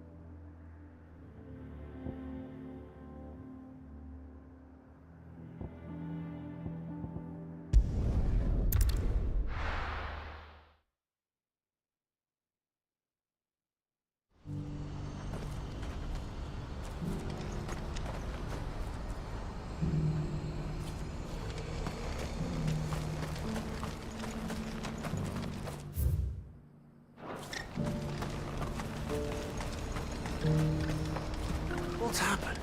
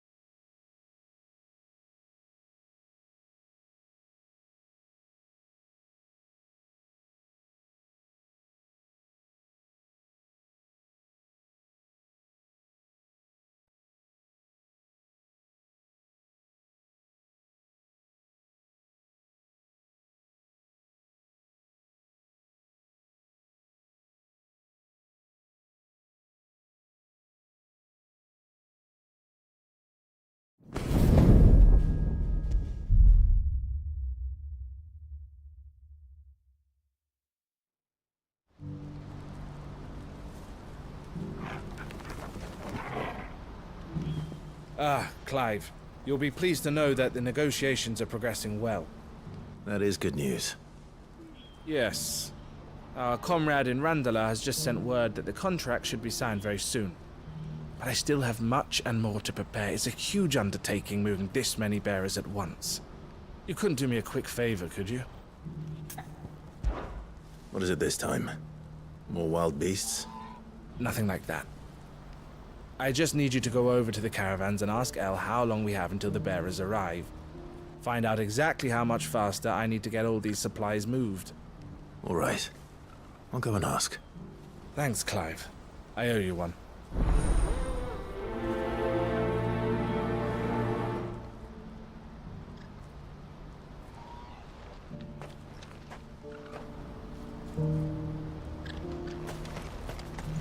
What's happened?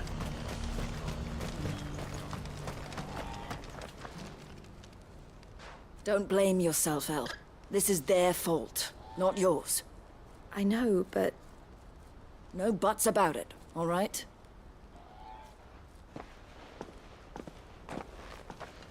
Is something wrong? Vonnie came to give me a message from our intermediary. The talks with the Republican army have fallen through. They've reached an agreement with the Silver Peak Consortium instead. Though prices have fallen of late, we deliberately offered above the going rate to try and deter other bidders. But the Consortium offered double what we did, and the army jumped at the chance. And you had no opportunity to make a counteroffer? None at all. And we were so close. El? What's happened? I saw Vonnie leaving. She didn't look happy. And with good reason.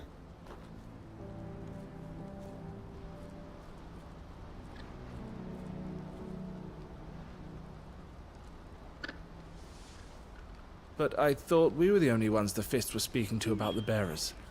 How did the Consortium even find out about this? It's not so surprising. They have ears all over the Republic. This isn't over. The Consortium will have to sell these bearers eventually, and at the price they paid, buyers will be few and far between. I'm going to Randalar myself. Alone? You sure that's wise? Are you offering to be my bodyguard? How kind. Meet me at the checkpoint near the capital gates. I'll send an owl ahead and request a meeting. You go to Cashlock, Theo, and get everything ready. We've waited far too long as it is. Even if I fail to free these bearers, there will be others. Someone needs to prepare the place and keep any prowling beasts at bay. Oh, and that's me, is it?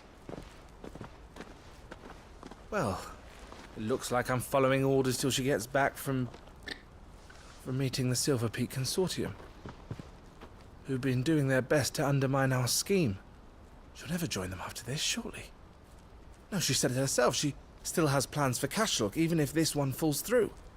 She means to stay with us then. I can't say I'm not happy to hear it, but... is this what she really wants? You have to trust her. You're right. It's what she wants now. And if El's off fighting for the cause, I should do my part too. So I bid you farewell and safe travels, my friend. I'll gather my men and leave for Cashlock. We'll make sure the place is well stocked and defended. You go to Randala and see if you can stop my sister biting the Consortium's heads off. If she won't consider her prospects, someone has to. I'll do my best.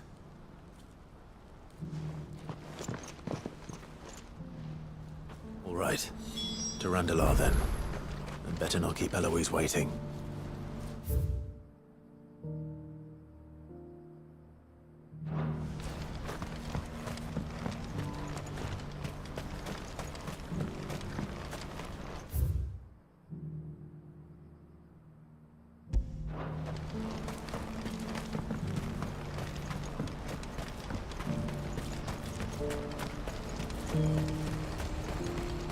What's happened?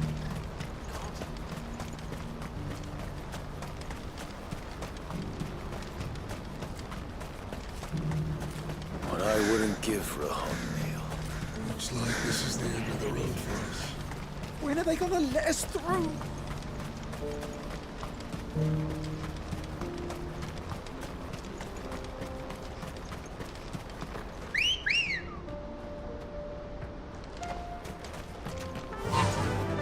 Run like the wind.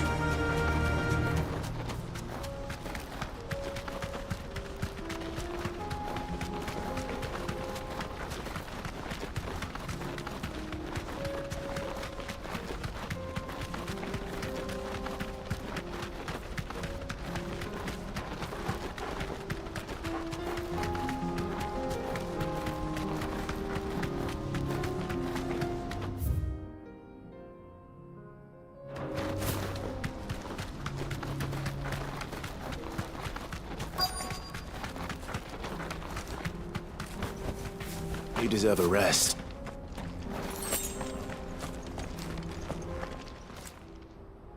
I hope I didn't keep you waiting. Did you arrange to speak with the Consortium? Here they are now. You wish to consult with me? I did. It's about the bearers you recently purchased from the Fist.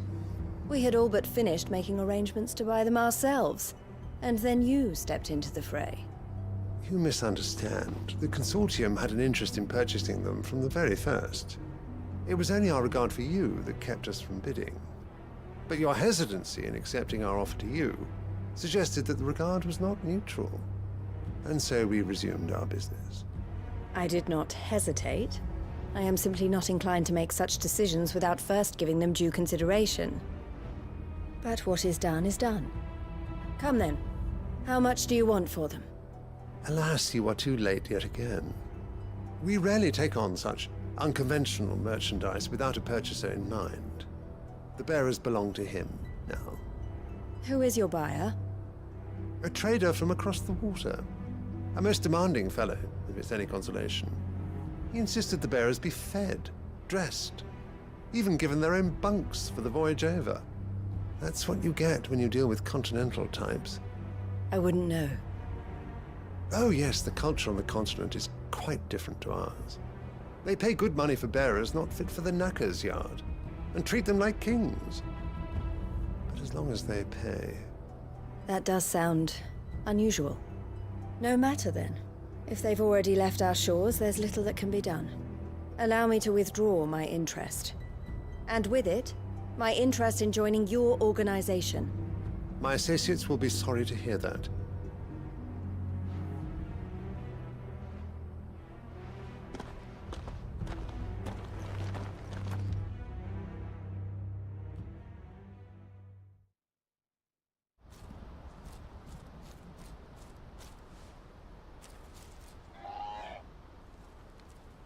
I'm sorry you weren't able to save them. As am I. But I only have myself to blame. He was right, you see. The Silver Peak Consortium did intend to buy those bearers before I did. Their representative hinted at a possible purchase when he came to recruit me. I feigned interest in joining them in the hope he might be encouraged to tell me more. And he did just that. As soon as he left, I sent my own offer to Randalar. So you never... No. I entertained the Consortium's proposal solely so I could learn more about those bearers. But I was a fool to think they wouldn't find out. I knew exactly who I was dealing with. You tried. I did. And if what he said was true, the bearers are to be well treated. Which is something, at least. But they deserved more. I wanted so badly to see them freed. Eloise! Eloise! Word from Cashlock. The village is under attack. A pack of beasts have come down from the mountains, and there's a dragon at its head. Theo and the others are trying to hold them off as best they can, but the odds are against them. They need help, and fast. Theo! I'll go on ahead. Thank you, Clive. I'll gather some men and join you there. Just... make sure he's safe.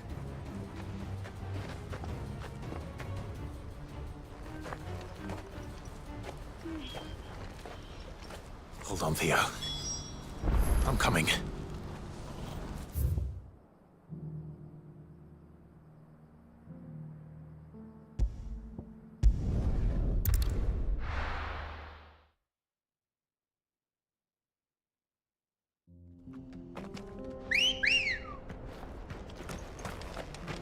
Come on.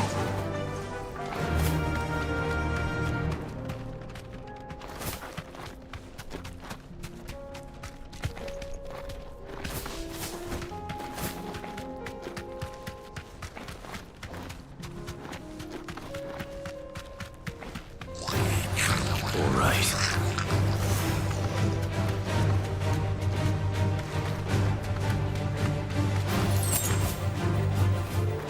I can walk from here.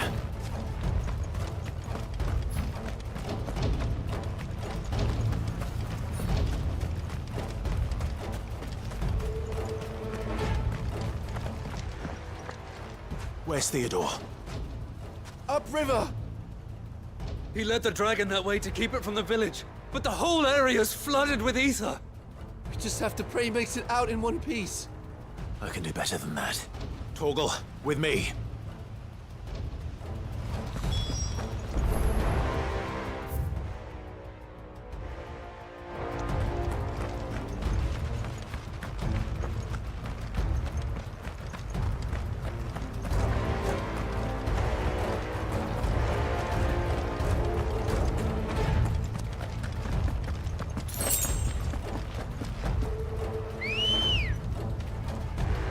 Let's go. Fly, Ambrosia.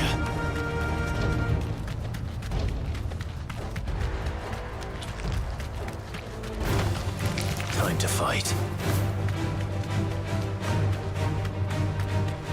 Where are you, Theo?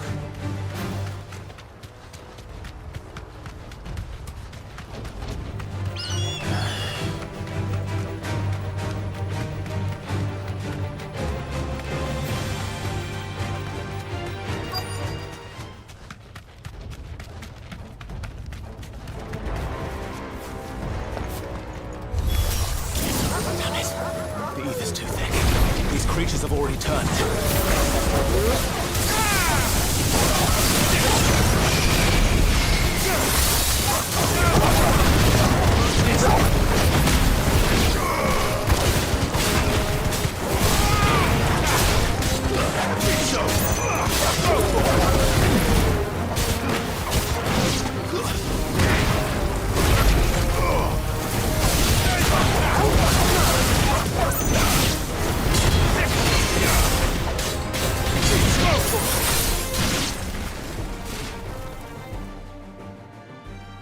I can't waste any more time.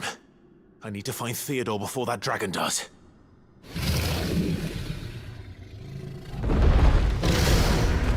Looks like it's found me. This thing's turned as well. This isn't going to be easy.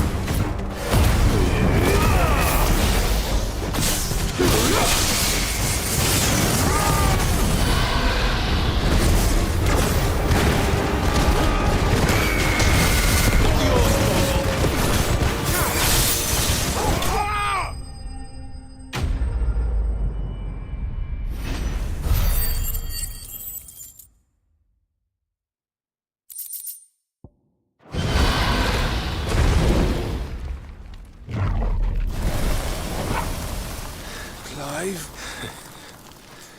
Theodore, you had me worried for...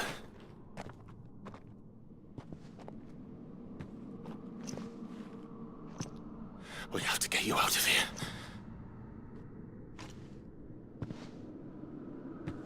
I think it might be a little too late for that.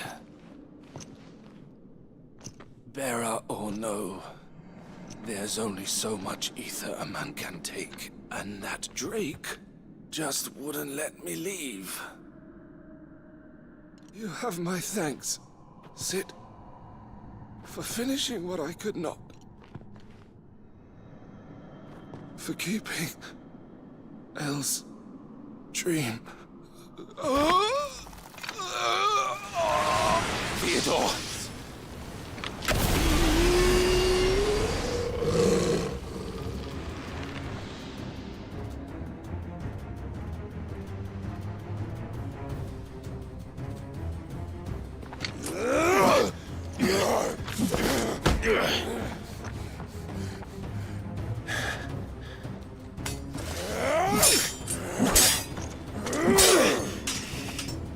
Don't make me do this.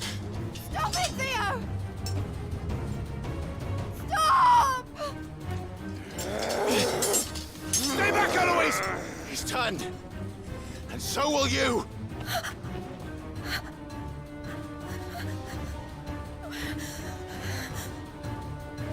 Elle. Theodore.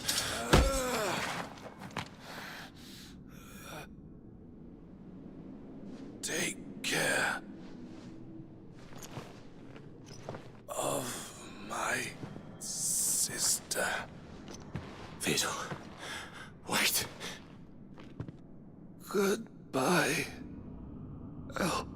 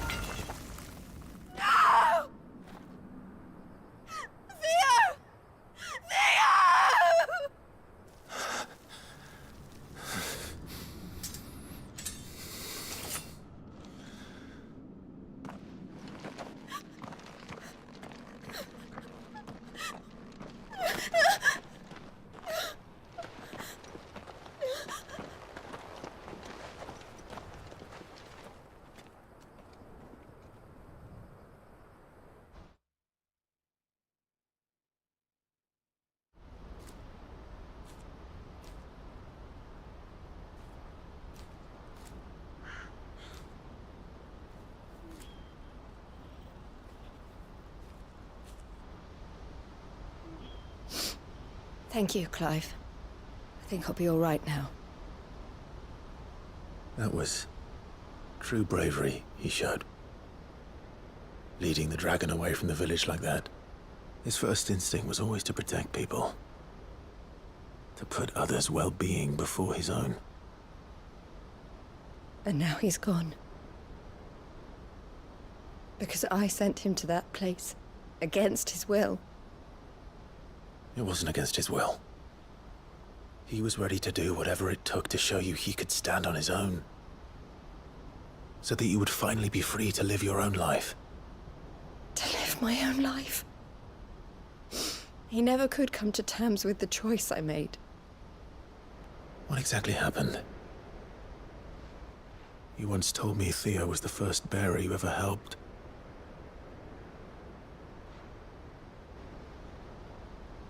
We grew up in Canva.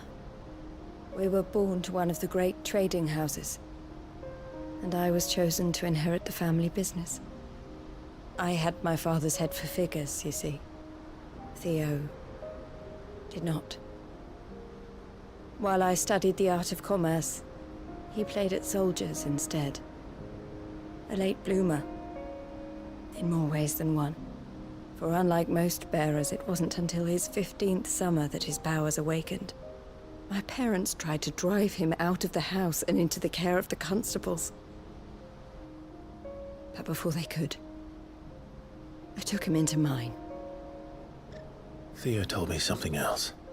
He clearly admired your devotion to the cause of freeing others like him from slavery. But he said you deserved a better life than this. He wanted to free you from what he called your bonds, just as you freed him from his. I would be lying if I said I had not wondered from time to time how much easier my life might have been if I had allowed Theo to be taken and devoted myself to the family business instead.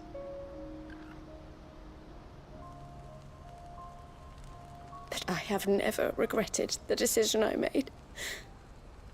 Being with my brother meant more to me than tradition or reputation.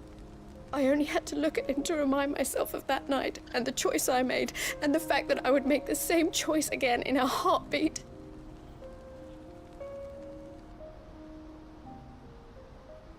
He was never a burden. How could he even think that? If anything, I was the one who weighed him down. You weren't, Eloise.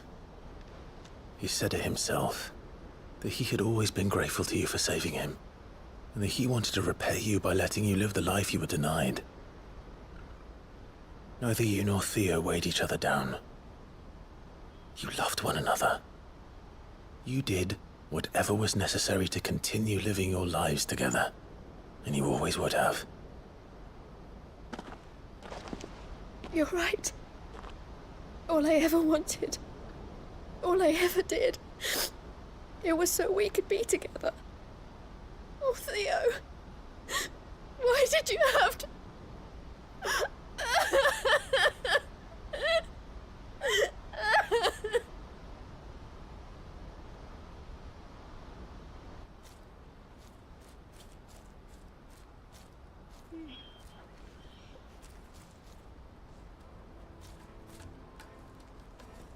I know Theo wanted me to move on, but I'm staying here at the Crimson Caravans to continue our work. We can make a difference here. We can help people, save them. I need nothing more from life than that. So I'll carry on doing what we do, ensuring that goods, people, bearers get where they need to be, bringing smiles to people's faces, just like we always have, and to Theo's, wherever he is. This is the life I have chosen. The life I will always choose. I've made a choice of my own, to continue helping you however I can, whenever you need it. Thank you, Clive. Let's go on together then. For Theodore.